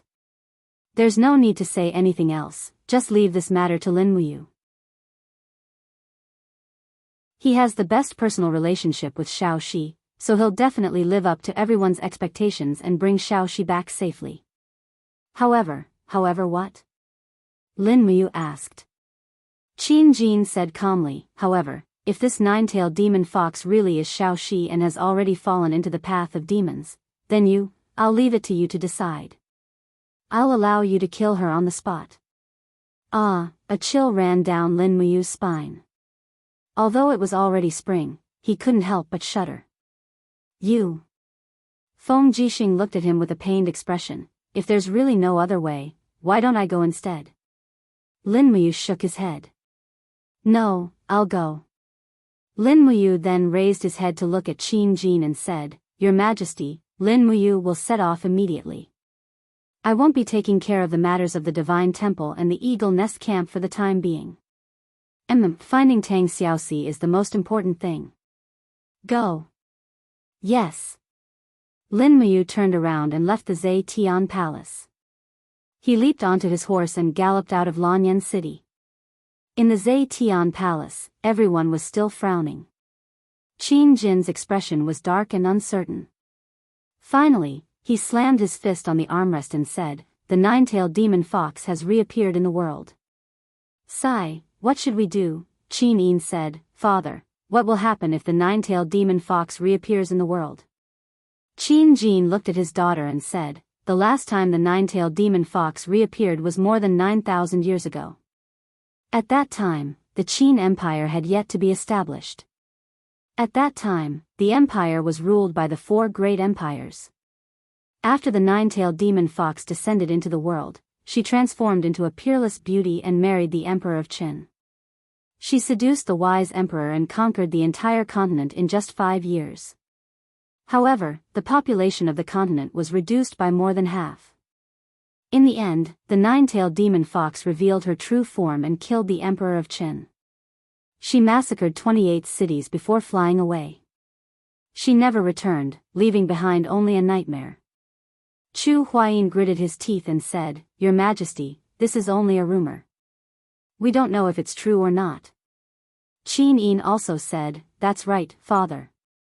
If the nine-tailed demon fox last night was really Xiao Shi, then it means that she still has a conscience. Otherwise, the imperial guards guarding the city would have all been killed. Feng Jixing also cupped his fists and said, This general agrees with Her Highness Yin's words. This nine-tailed demon fox is definitely not the one from 9,000 years ago. At least she still has a conscience. No matter what, the world is the most important. Qin Jin took a deep breath and said, Minister Zhenxing, do what you think should be done. We will allow you to act on your own, but remember, if you meet Lin Muyu in the dragon-seeking forest, you must not hurt him. Otherwise, we will not let you off easily. Zheng Yifan cupped his fists and smiled. Rest assured, Your Majesty. This old subject will not let you down. Father. Qin Yin suddenly cried out, Father, how can you do this? That's Xiao Shi, it's Xiao Shi. Is the empire really that important in your heart that you can completely disregard Xiao Shi's life? Qin Jin frowned. Xiao Yin, you've grown up. You should know how to make choices. This is the pain of growing up. This is cold-bloodedness, not growth. Qin Yin's gaze turned cold. Father, since you've made up your mind, then Xiao Yin will take her leave. Wait, where are you going? Qin Jin asked loudly. However, Qin Yin turned around and left without saying a word. She retrieved her warhorse from outside the main hall and left Zhe Tian Palace alone. Rebellious, really rebellious. Qin Jin gritted his teeth. Feng Jixing hurriedly cupped his fists and said, Your Majesty, this general is also going to the dragon-seeking forest. Yes, go. You must ensure Her Highness Yin's safety. Yes. Qin Jin's heart was in a mess. He turned to look at Chu Chu and said, Chu Chu, you're the princess's tutor. Quickly chase after them and ensure Xiao Yin's safety. Yes, this old man will go now. Jin Yifan, Chu Chu, Feng Jixing, and the rest left one after another. The entire Zhe Tian Palace was dead silent. Qin Jin's face was filled with pain. After a long time, he murmured, Qin Lei, temporarily take charge of the imperial army and ensure the safety of the imperial capital. Chu Huayin, lead the 5,000 Flying Mount Battalion and search for Tang Xiaoxi's whereabouts. Yes. Qin Lei said respectfully. Chu Huayin cupped his fists and raised his head to ask, Your Majesty, what should we do if we find Princess Xi? Qin Jin took a deep breath and said slowly, Don't hurt her. Chu Huayin's face lit up. Yes, this general will go. Thud, thud, thud, the intense sound of horse hooves galloping could be heard at the edge of the dragon-seeking forest. It was noon, and Lin Muyu had already galloped for hundreds of miles, but she still couldn't find Tang Xiaoxi. Along the way, there were a few burn marks on the ground, but they were intermittent and very soon, she lost all clues. Furthermore, she couldn't find Tang Xiaoxi's aura even after using the spirit pulse technique to search. Instead, the aura of spirit beasts appeared within the radius of the spirit pulse technique search. Lin Muyu's heart was in a mess. How could she still have the mood to think about spirit beasts? Tang Xiaoxi was only one person, and the longer she stayed in the dragon-seeking forest, the more dangerous it would be. Lulu, are you there? As they galloped, Lin Muyu called out to the female elf official. With a whoosh, Lulu's exquisite figure flew out of Yi Hai and sat on Lin Muyu's shoulder. She smiled and said, Brother, I don't know where Sister Tang Xiaoxi is either, but you're more familiar with the dragon-seeking forest than I am. Where do you think Xiao Shi would go? Lin Muyu asked. Brother, you're being too concerned. Lulu frowned and said, The dragon-seeking forest has a radius of thousands of miles, so how would Lulu know where Tang Xiaoxi would go? Moreover, you should be the one asking. You know Tang Xiaoxi better than Lulu, so you should know where she would go. Lin Muyu gritted her teeth. Xiao Shi, she might think that she can't go back to Lanyan City. Looking at her, she must be very sad and unwilling to see us again. Maybe she will go back to another home? Qihai City? Brother, if you think so, then let's go to Qihai City. Yes. Lin Muyu nodded. Then let's go to Qihai City. Lulu, draw a map for me. Okay. In his mind, the female elf officer quickly drew a large map of the dragon-seeking forest for him, marking the traces of the Seven Seas City in the distance. The Seven Seas Pass was a path that he had to pass through. Perhaps with the speed of the warhorse, he could enter the Seven Seas Pass before Tang Xiaoxi. When the time came, he would stand guard there. This was the highest possibility of meeting Tang Xiaoxi. However, Lin Muyu didn't know that since Tang Xiaoxi was unwilling to meet him and Qin Yin in the form of a nine-tailed fox, why would Tang Xiaoxi be willing to meet Tang Lan and the Tang sect in this form? The afterglow of the setting sun shone on Qihai City, and night fell on this famous northern city again. Whoosh! A messenger bird flapped its wings and landed in the courtyard. Tang Bin, who was brewing tea, was slightly stunned and frowned. Where did this messenger bird come from? Men, bring it to me. Yes. A guard brought the messenger bird over. Tang Bin took out the letter and glanced at it. His face was full of shock.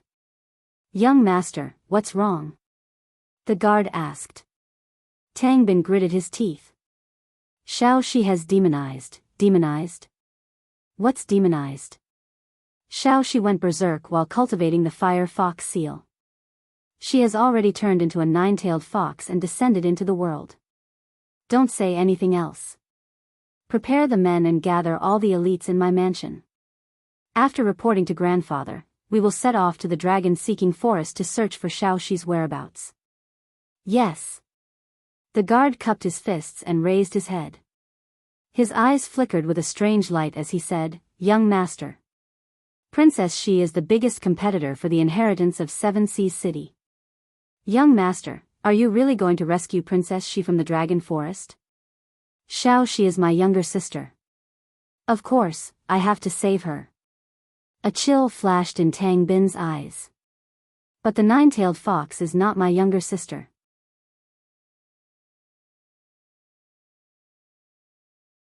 Chapter 267. 2 days and 2 nights later, although it was already spring, the Seven Seas Pass still seemed to be frozen in ice and snow. Moreover, the sky was still drifting with large snowflakes. Lin Muyu slowly rode her horse to the outskirts of the city, but she did not enter.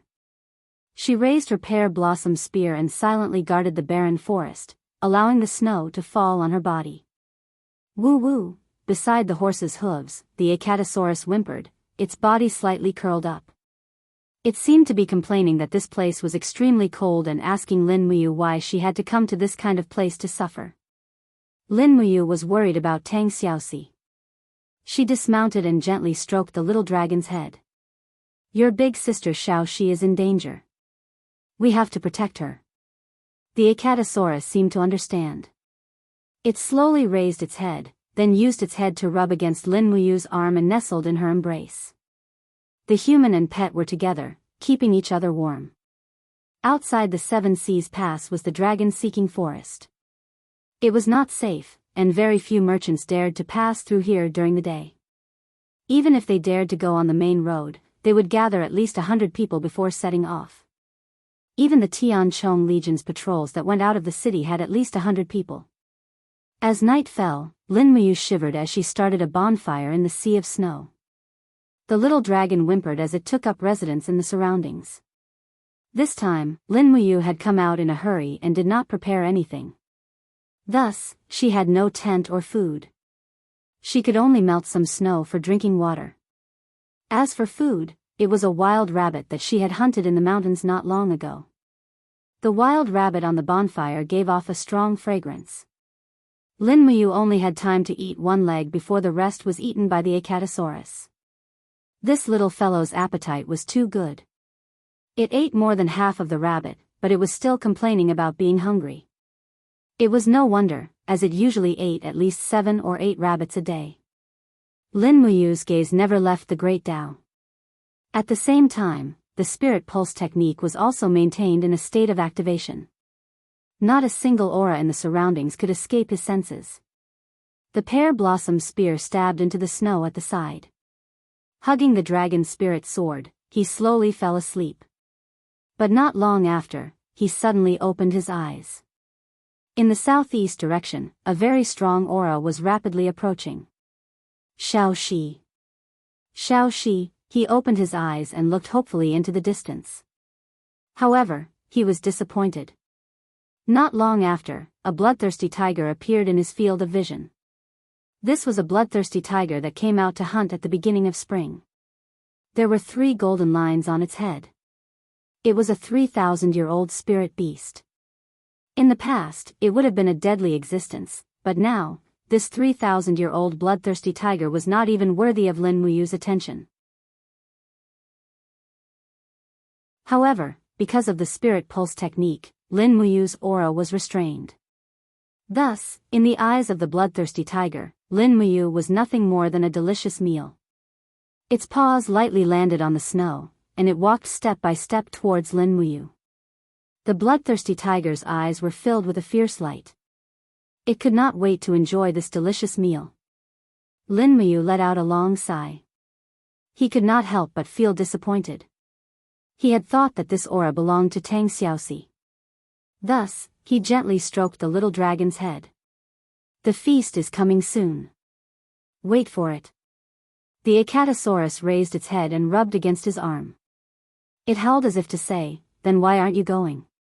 However, Lin Muyu could not be bothered to move. He was waiting for the bloodthirsty tiger to make the first move. Sure enough, after circling the area for 2 rounds, the bloodthirsty tiger suddenly pounced towards Lin Muyu with a furious roar. It swung its claws repeatedly, using the severing attack that it was famous for. However, this time, it was obviously unable to sever the claws. Lin Muyu raised his palm, and the golden gourd emerged from his body to form the wall of the gourd. Kill! The dragon spirit sword was quickly unsheathed. It contained the golden power of dawn and sliced through the air. Roar! Although the bloodthirsty tiger was roaring, its roar was clearly laced with fear. It hurriedly retreated a few steps and used the steel fur on its head to block the attack. The bloodthirsty tiger's fur was extremely tough, especially for a bloodthirsty tiger that had lived for thousands of years. Ordinary swords would not be able to cut through it. However, the current Lin Muyu was no longer the same as before. The moment the dragon spirit sword touched the bloodthirsty tiger's head, he already felt that it would not be able to cut through it in one blow. However, this did not affect him. The power of dawn on the blade transformed into a ray of sword chi and shot out. Light-splitting slash. The bloodthirsty tiger howled in pain and retreated. Its head and fur were undamaged, but brain matter splattered out and flowed down its chin.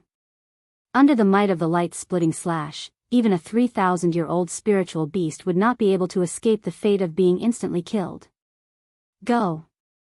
With Lin Muyu's order, the Acatosaurus immediately pounced over and bit through the bloodthirsty tiger's throat. After confirming that it was dead, it began to enjoy its meal.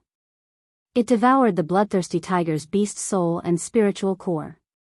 In the blink of an eye, it had devoured half of the 300-kilogram bloodthirsty tiger. Its appetite was truly frightening.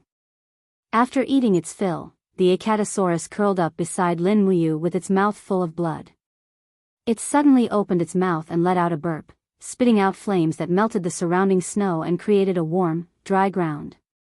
Then, it curled up head to tail and slept, snoring loudly.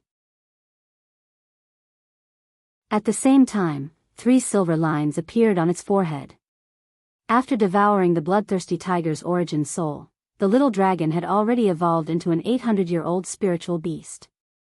The growth rate of the holy dragon tribe was truly astonishing. Lin Muyu did not disturb its sleep.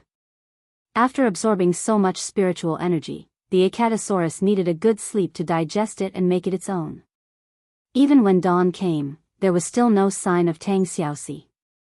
However, the Acatosaurus was already jumping around in the snow like a little puppy. Lin Muyu was not in the mood to enjoy its fun and continued to guard the snow with a heavy heart. But at this moment, suddenly, the rumbling sound of iron chains came from the 7 Seas Pass, and the iron gate slowly opened. Have the patrols come out again? Lin Muyu thought to herself. However, it was not the patrols who came out, but a group of people in 7 Seas Province's military uniform. Moreover, there were quite a few of them, close to 2,000 people, all wearing the same armor and weapons. It seemed that the people of 7 Seas City had also received the news. Lin Muyu frowned, but found that the 2,000 people of 7 Seas City were actually coming straight for her. They were very fast, and it was already too late to get on a horse to dodge. There's someone there, surround him. When Lin Muyu stood up, she was already heavily surrounded. A group of 7 Seas City soldiers looked at her with swords drawn, as if they might attack at any time. Lightly patting the badge on her shoulder and the imperial military rank on her collar, Lin Muyu said lightly, "Are your dog eyes blind? Don't you recognize these?" A centurion respectfully cupped his fists and said, "General, we recognize the military rank, but the area outside the 7 Seas Pass is originally a restricted area. May I know why you are here alone? I'll go wherever I want.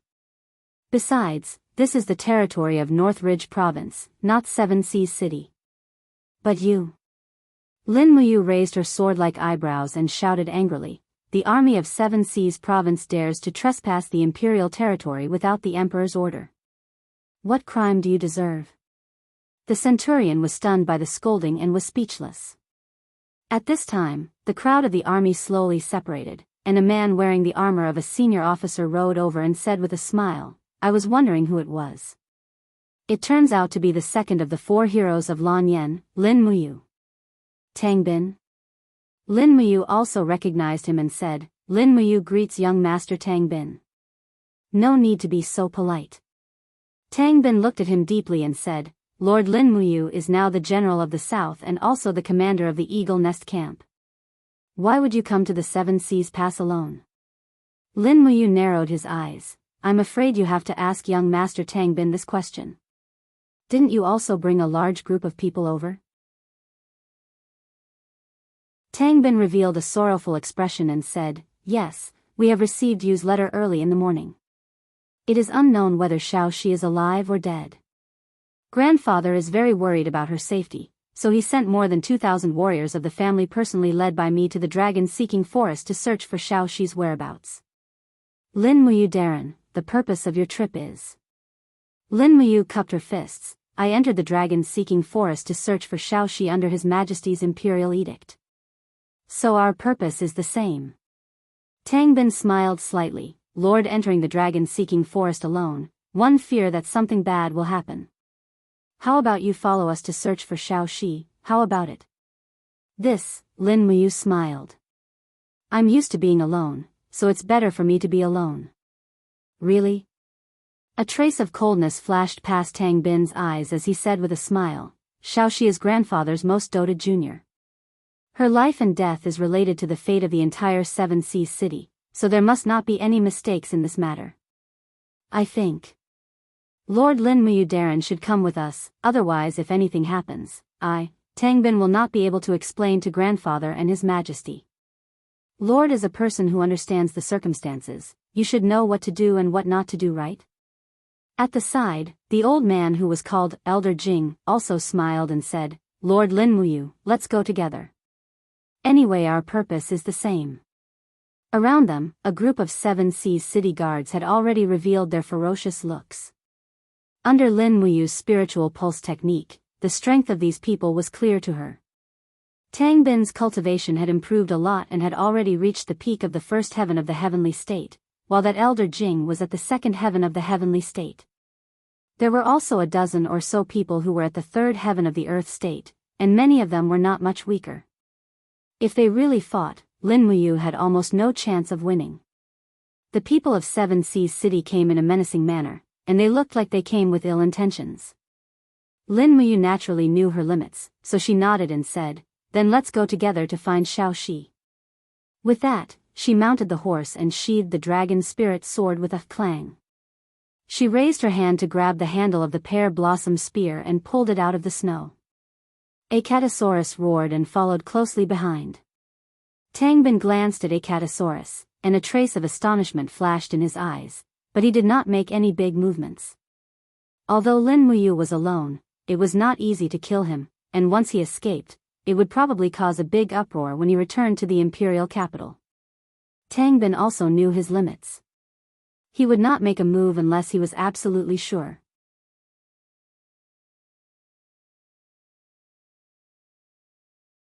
Chapter 268. At the northern border of the dragon-seeking forest, everything was revived and the place was filled with lush greenery. Qin Yin, Feng Jixing and Chu Chu rode on their horses, followed by 2,000 imperial guards. Zhang Wei walked in front of the imperial guards with a steel saber in hand.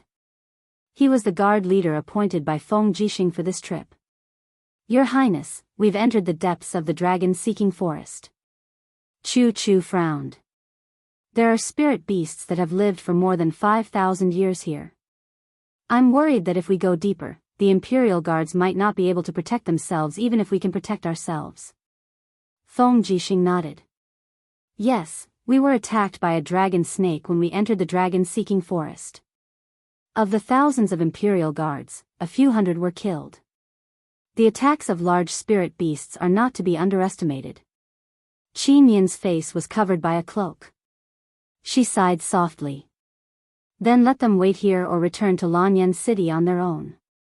We'll continue to look for Xiaoxi." Zhang Wei quickly cupped his fists. Your Highness, why are you looking down on us? As members of the Imperial Guards, we'd rather die in the dragon-seeking forest than be cowardly. Moreover, the more people we have, the greater the search area. The dragon-seeking forest is so huge that it's too difficult to find a single person. Naturally, the more the better. Qin Yin's voice was as soft as a mosquito's buzz. What does General Feng think? Feng Jixing's expression was calm. Pass down my order. Every 100 people in a group, bring along war drums and torches. Once we encounter a powerful spirit beast, light the torches immediately. Spirit beasts are usually afraid of fire.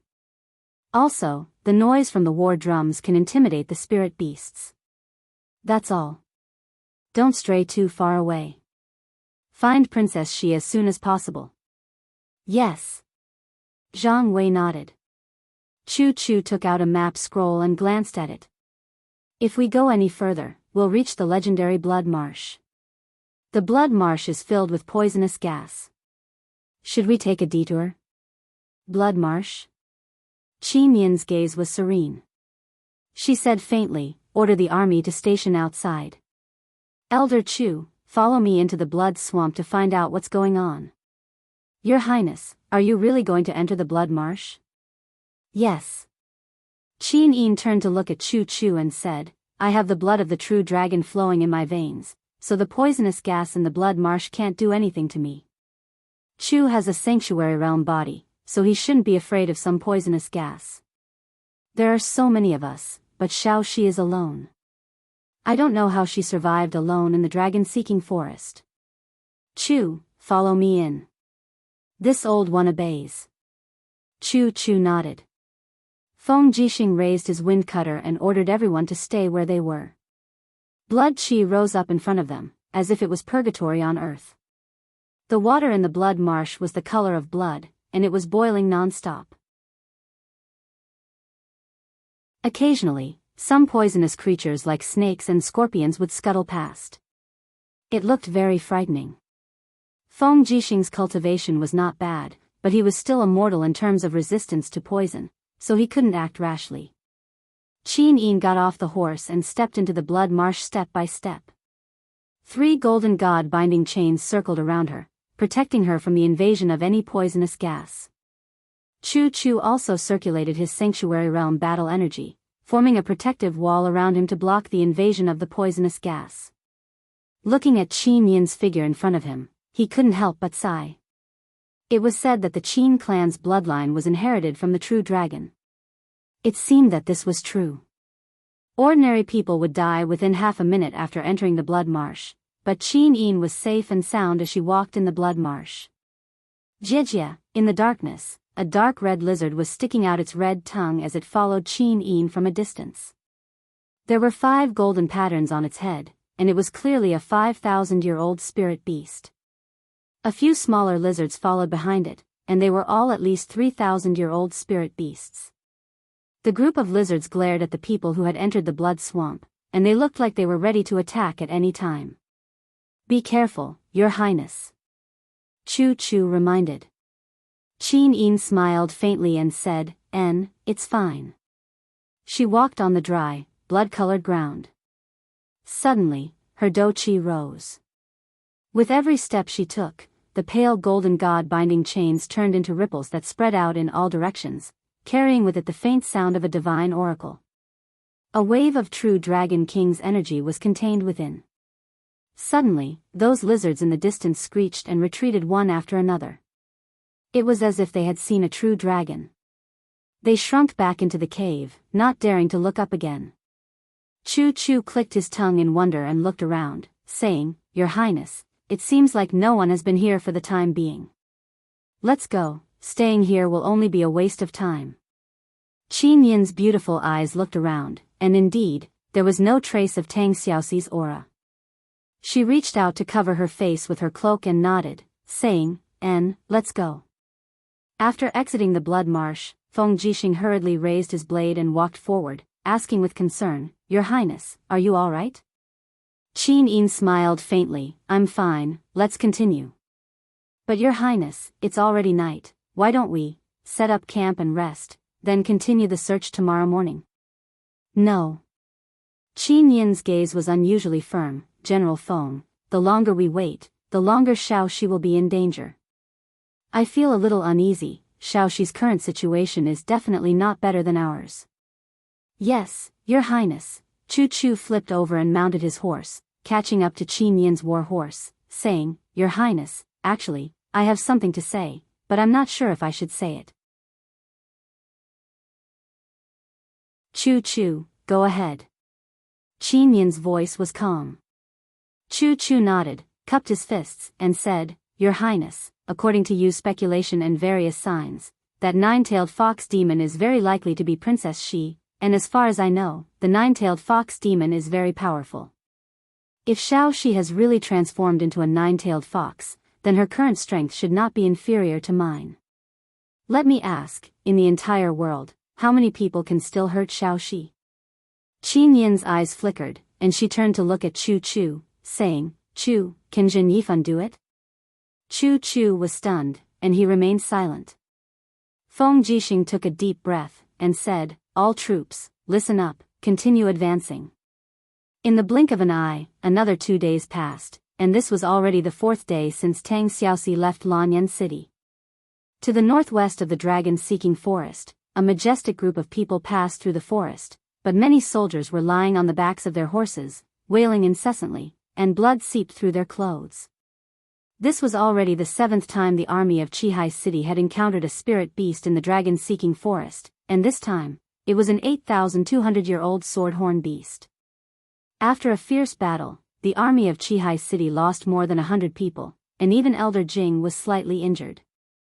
Although his cultivation was not bad, he did not have the wall of a bottle gourd to protect himself like Lin Muyu. Although he could kill the spirit beast, he could not escape unscathed. From the beginning to the end, Lin Muyu maintained a wait-and-see attitude, and did not have the slightest intention of making a move, because he saw vigilance and hostility in the eyes of Tang Bin and the others. Perhaps in the eyes of many people, he, the adopted son of the emperor, was just a dog kept by the emperor. A guard rode forward and said respectfully, Young master, Yingzhao Mountain is just ahead. Yingzhao Mountain? Yes, Yingzhao Mountain got its name because of its resemblance to an ancient beast called Yingzhao. But according to the records in the dragon-seeking journal, Yingzhao Mountain is a dangerous place. Thousands of years ago, the footprints of a 10,000-year-old sacred beast were found in Yingzhao Mountain. No one has been to Yingzhao Mountain in the last 100 years. Should we go around and not enter Yingzhao Mountain? No. Tang Bin shook his head and said, Even if there is a 10,000-year-old sacred beast, we still have to enter Yingzhao Mountain. We do not know where Xiaoxi is now, and we cannot let go of any possible place. Tonight, we will set up camp in Yingzhao Mountain. We will leave early tomorrow morning and continue advancing eastward. Yes. Tang Bin then said, Prepare food and wine. It is chilly in the spring, and we will hold a banquet in the camp tonight. We will entertain Lady Lin Muyu. Yes, I will prepare it right away. Lin Muyu smiled coldly at the side and said, Young master, you are too kind. There is no need for a banquet.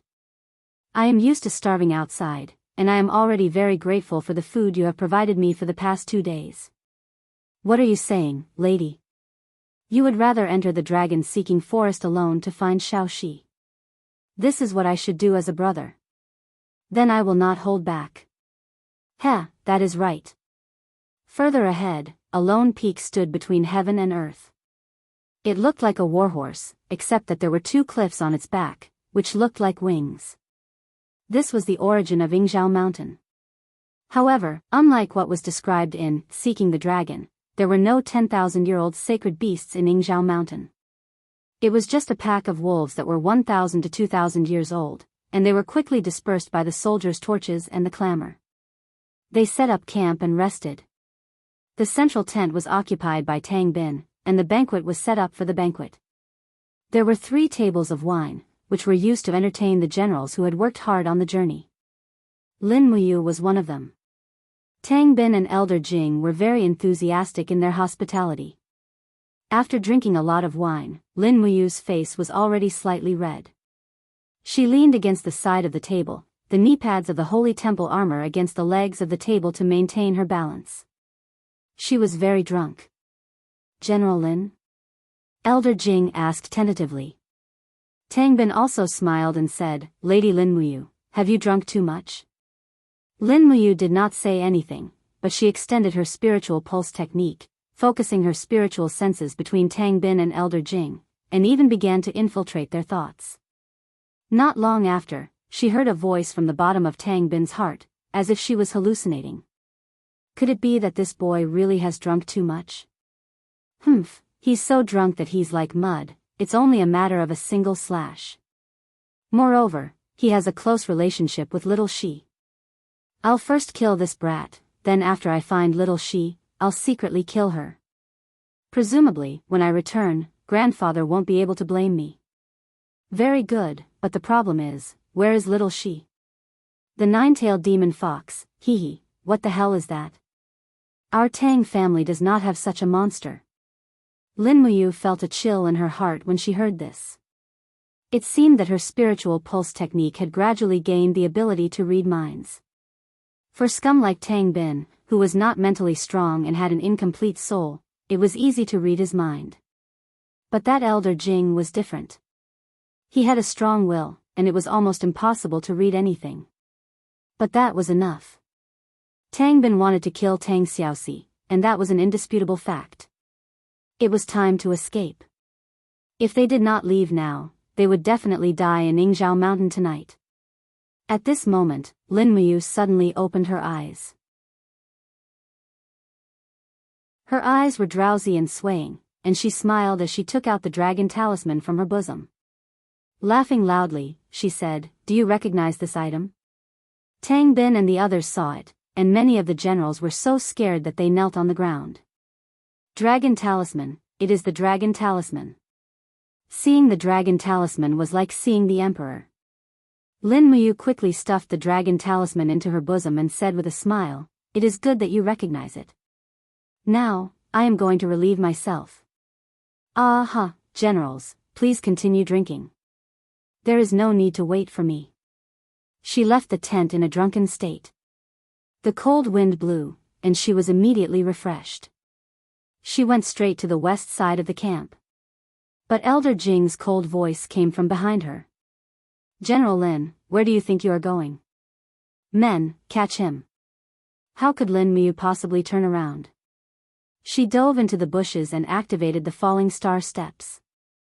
Her entire body seemed to have transformed into a sharp ray of light as she fell into the distance. In an instant, the camp was thrown into chaos. One by one, the soldiers of Seven Seas City mounted their horses, but how could the horses catch up to Lin Muyu in the forest? In the cold wind, a figure could be seen flying over. It was Jing Lao. This Elder Jing was Tang Bin's man, not Tang Lan or Tang Xiaoxi. Lin Muyu suddenly made up her mind. Kill.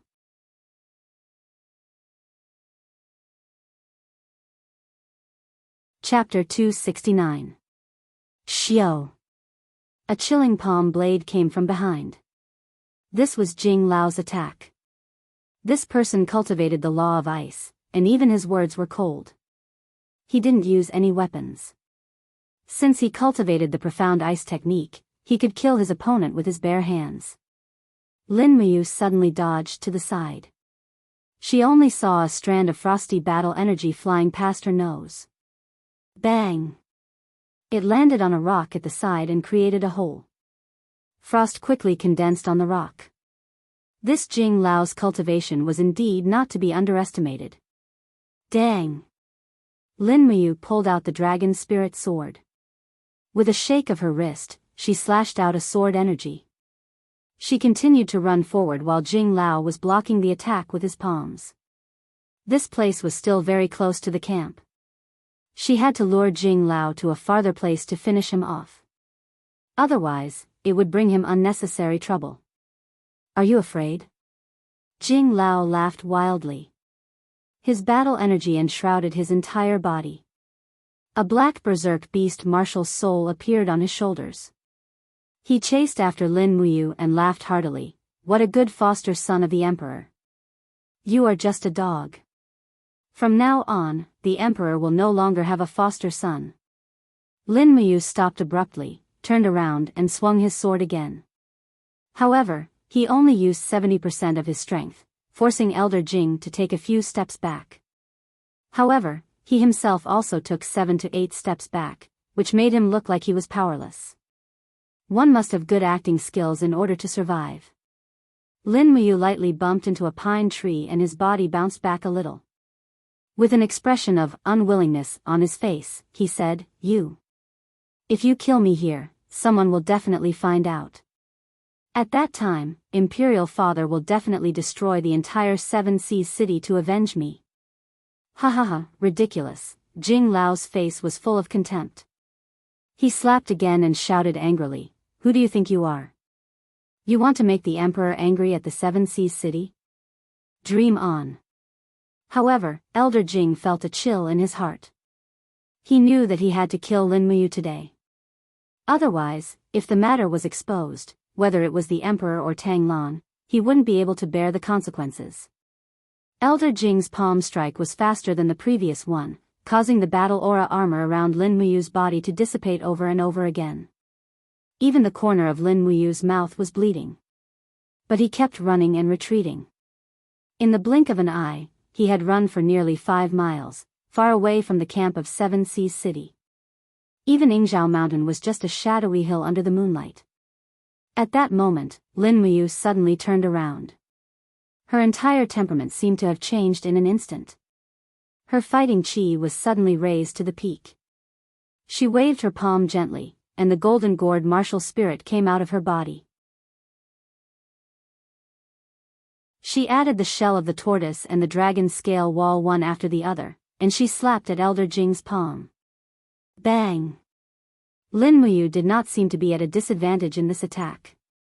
Elder Jing's palm landed on the wall of the gourd, causing sparks to fly. However, the recoil from the wall of the gourd made Elder Jing's arms numb.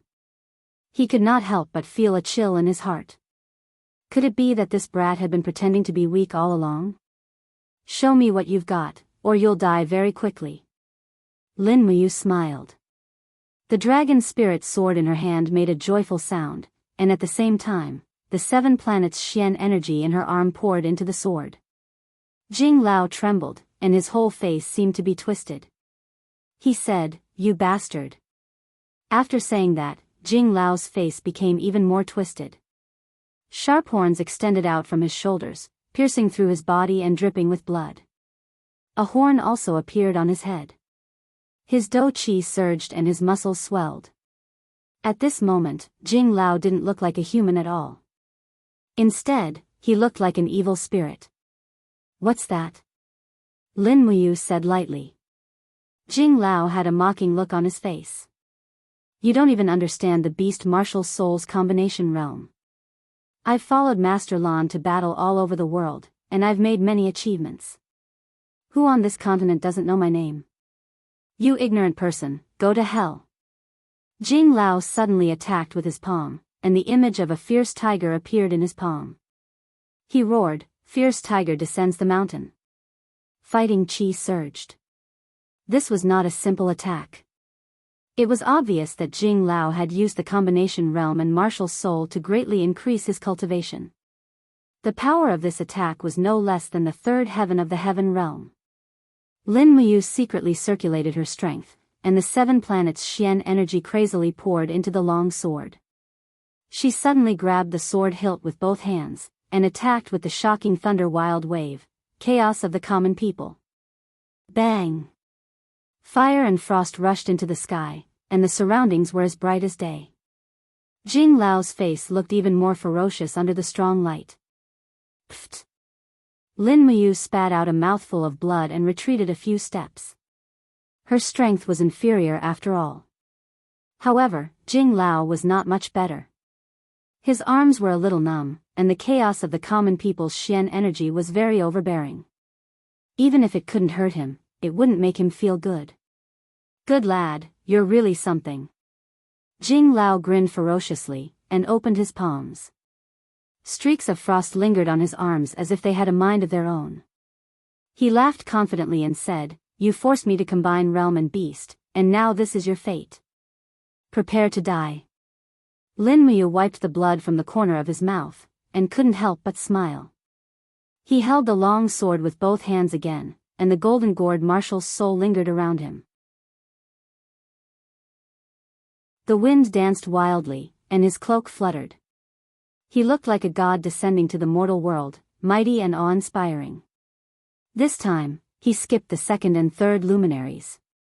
His soul power had greatly increased with his cultivation, and he could control the power of the fourth luminaries. The true dragon essence fire flowed from his arms into the long sword, and at the same time, the cry of the four luminaries demon and god appeared on the sword. Jing Lao roused his dou qi, and suddenly put his palms together. His body's speed increased, and he rushed over, shouting, "Die!" Cold ice descends. Lin Muyu didn't say a word, and brazenly slashed with his sword. True dragon essence fire, cry of the four luminaries demon and god. The space seemed to have been distorted by the 7 planets' Xian energy, and this small space had completely become Lin Muyu's territory under the force field of the cry of the four luminaries demon and god. Naturally, the power of this move had greatly increased. Boom! Ice and fire collided, and the momentum was monstrous. The soaring flame wave and the frost collided, and the impact caused the surrounding forest to collapse, and the gravel on the ground rolled in all directions. Ugh! Jing Lao let out a miserable howl. His opponent's Xian energy was endless, and even after exhausting the cold ice descends, he still had the strength to counterattack. Jing Lao's arms were bleeding, and he was injured. B*****. How could you possibly defeat me?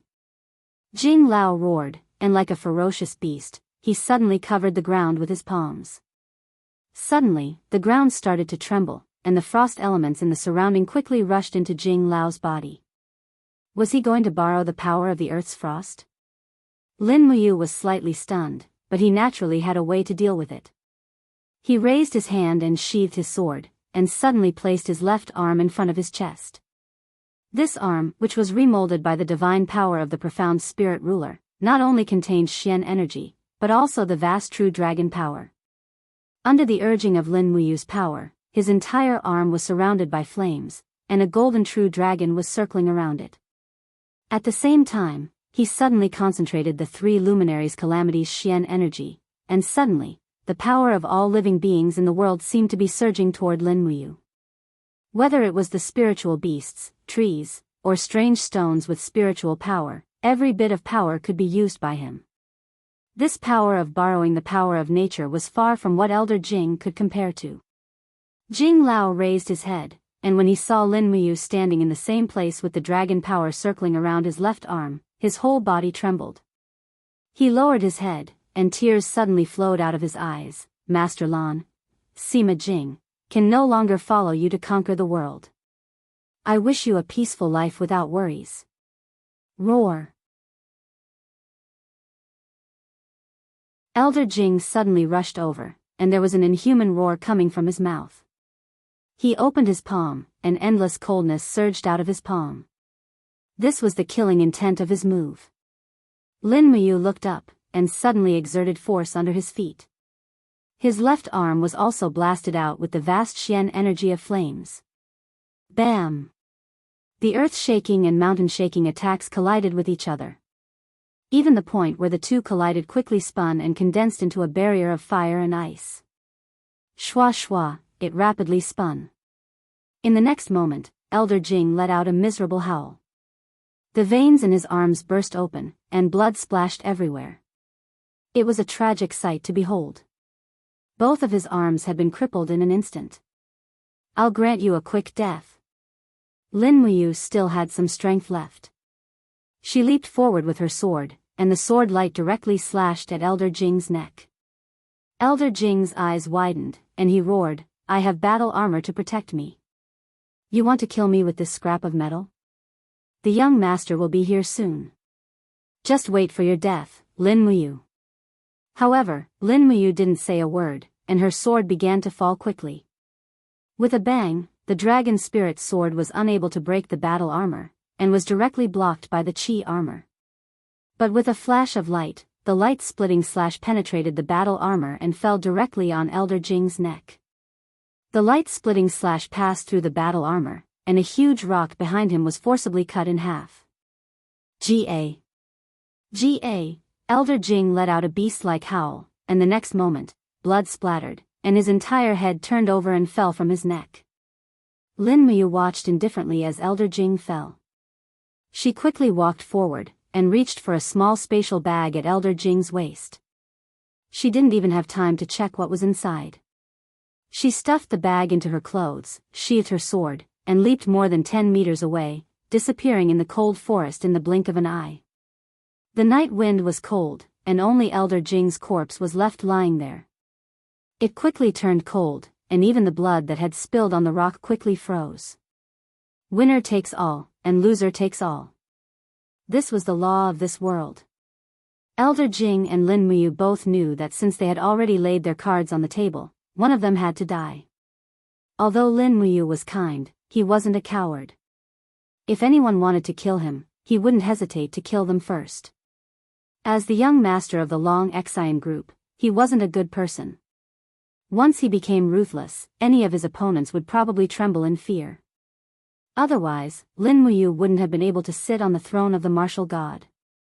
In the cold night, they sped through the forest with falling star steps. A woo, the little dragon's cry came from the other space, and it seemed to be acting coquettishly. Lin Muyu didn't pay attention to it. Instead of the joy of defeating Elder Jing, he was more worried about Tang Xiaoxi's whereabouts. Under the moonlight, he seemed to be all alone.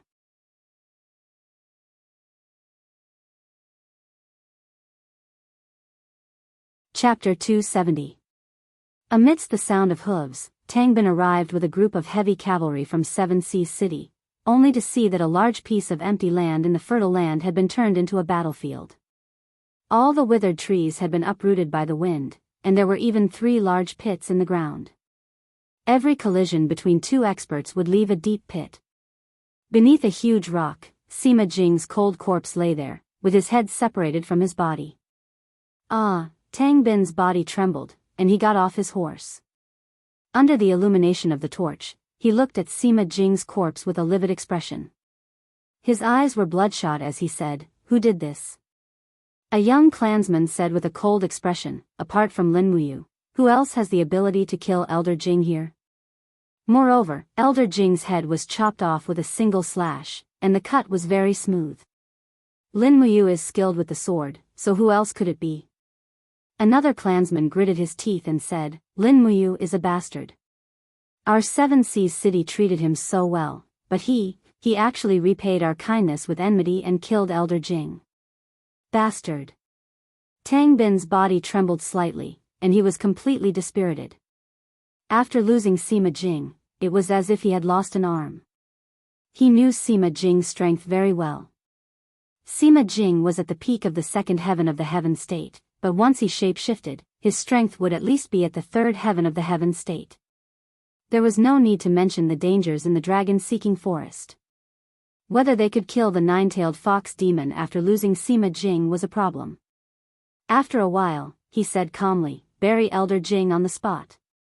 "But young master," one of the attendants said, "Elder Jing has followed Duke Lan for decades, and his military exploits are outstanding. Today, he died here. Can we bring Elder Jing's body back to Seven Seas City for burial? That is his hometown." "No." Tang Bin's gaze turned cold, and he said, "Our mission this time is to find Xiaoxi. Although Elder Jing has made great contributions to Seven Seas City, is he more important than Xiaoxi? Moreover, Elder Jing is a soldier, and dying in battle is a kind of final destination. Bury him, and then continue searching for Xiaoxi's whereabouts." "Yes, young master." At dawn, Lin Muyu, who had been running for her life, had exhausted a lot of her energy. She suddenly threw a punch through the air. The 4-dimensional energy surged and forcefully tore open a spatial crack 14 meters away. The Acatosaurus cub quickly crawled out of the spatial crack while howling. It knew that its master could only maintain the spatial crack for 10 seconds at most. It did not want to be trapped by the disappearing spatial crack. Howl! The little dragon ran to Lin Muyu's leg, rubbed against its owner's leg, and rolled on the ground happily. Lin Muyu could not help but smile, and a warm feeling welled up in her heart. She thought about how Tang Xiaoxi loved this Acatosaurus in the hunting ground, but now, she was nowhere to be found, and people even called her a monster. Lin Muyu felt very sad. She hugged the Acatosaurus and sat under the tree, her body trembling slightly. After a long time, the weakened state of the falling star step disappeared. Lin Muyu immediately stood up and picked up some dry firewood to start a bonfire. At the same time, she used the magic noise blade to kill a rabbit, skinned it, and roasted it on a tree branch. While roasting the rabbit, she took out the dimensional bag that she snatched from Elder Jing. The storage space of this dimensional bag was not big, at least, it was far less than the Qingquan bag.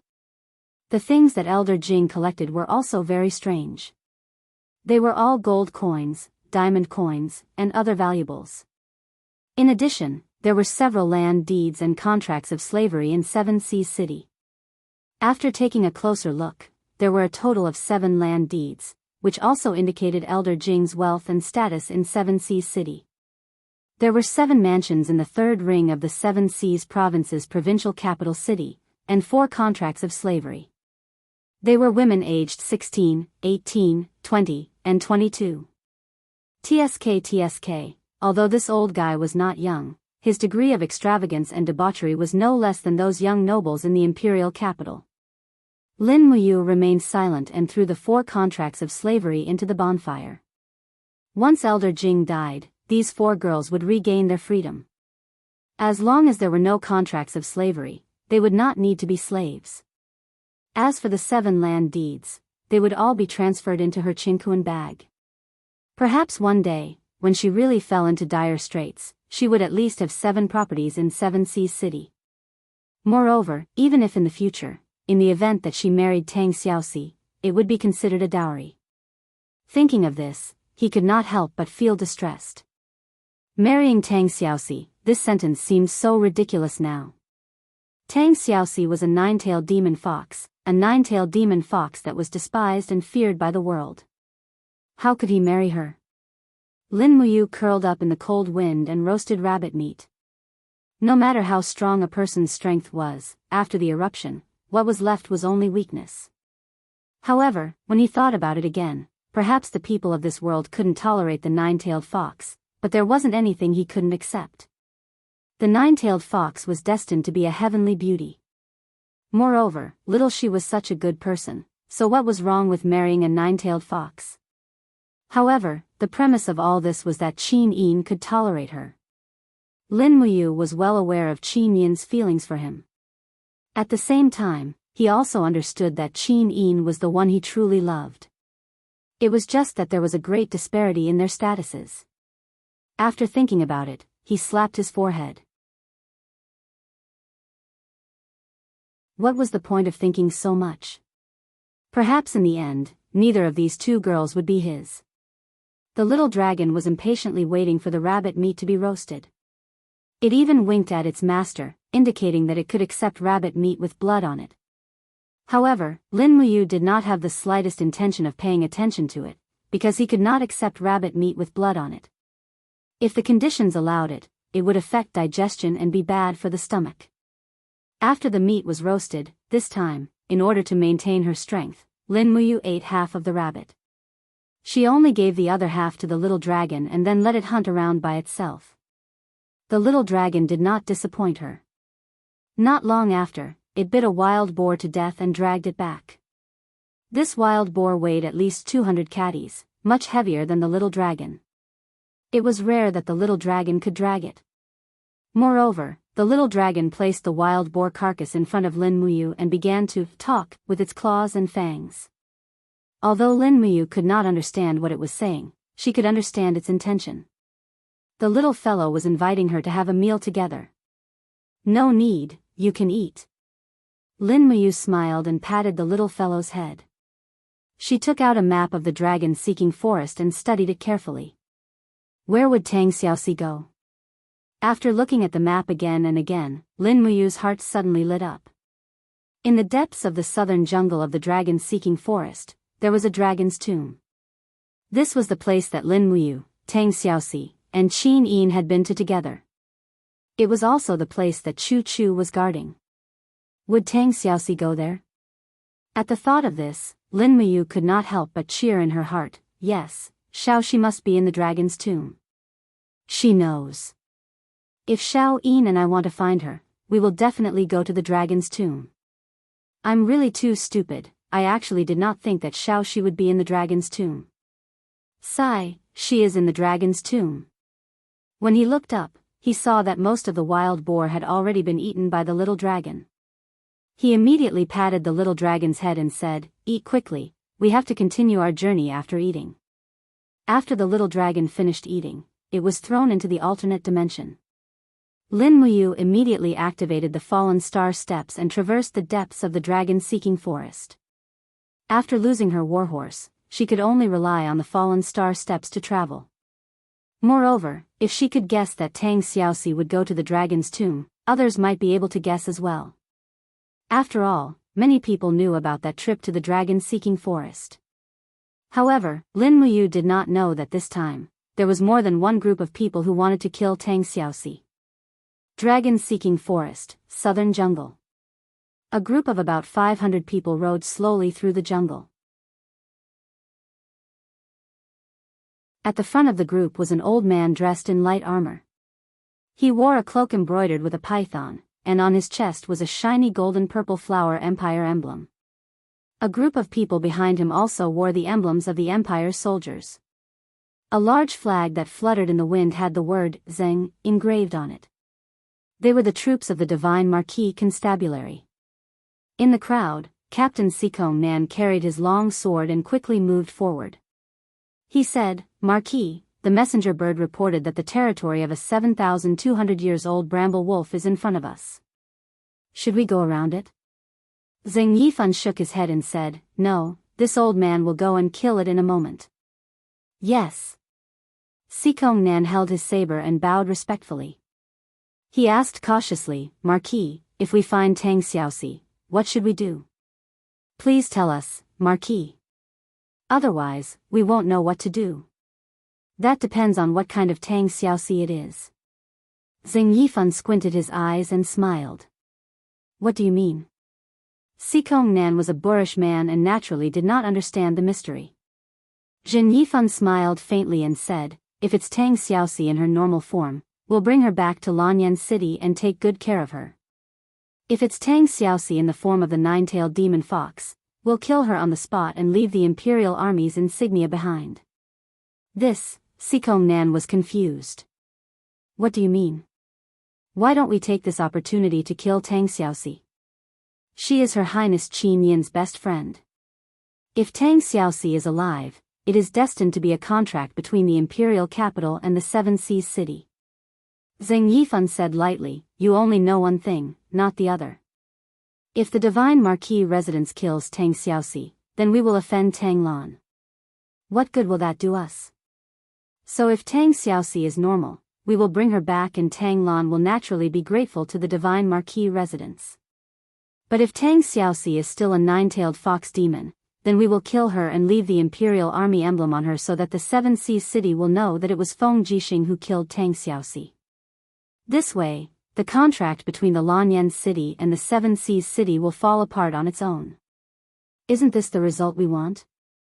Sikong Nan suddenly understood. He cupped his fists and said, "The Marquis residence is truly a man of God." Zheng Yifan's eyes dimmed as he said, "This is just wishful thinking on our part. Heaven knows what is going on now. Perhaps Tang Xiaoxi was killed by the spiritual beasts in the dragon-seeking forest, or perhaps she could not withstand the power of the nine-tailed fox demon and self-destructed. For now, we can only take one step at a time. Anyway, remember, do not act rashly at any time. Also, do not clash with Her Highness Yin's army. Now is not the time." "Yes, Marquis residence." You're tuning into the Carefree Valley YouTube channel. Don't forget to subscribe and join us on this journey to catch the most captivating stories.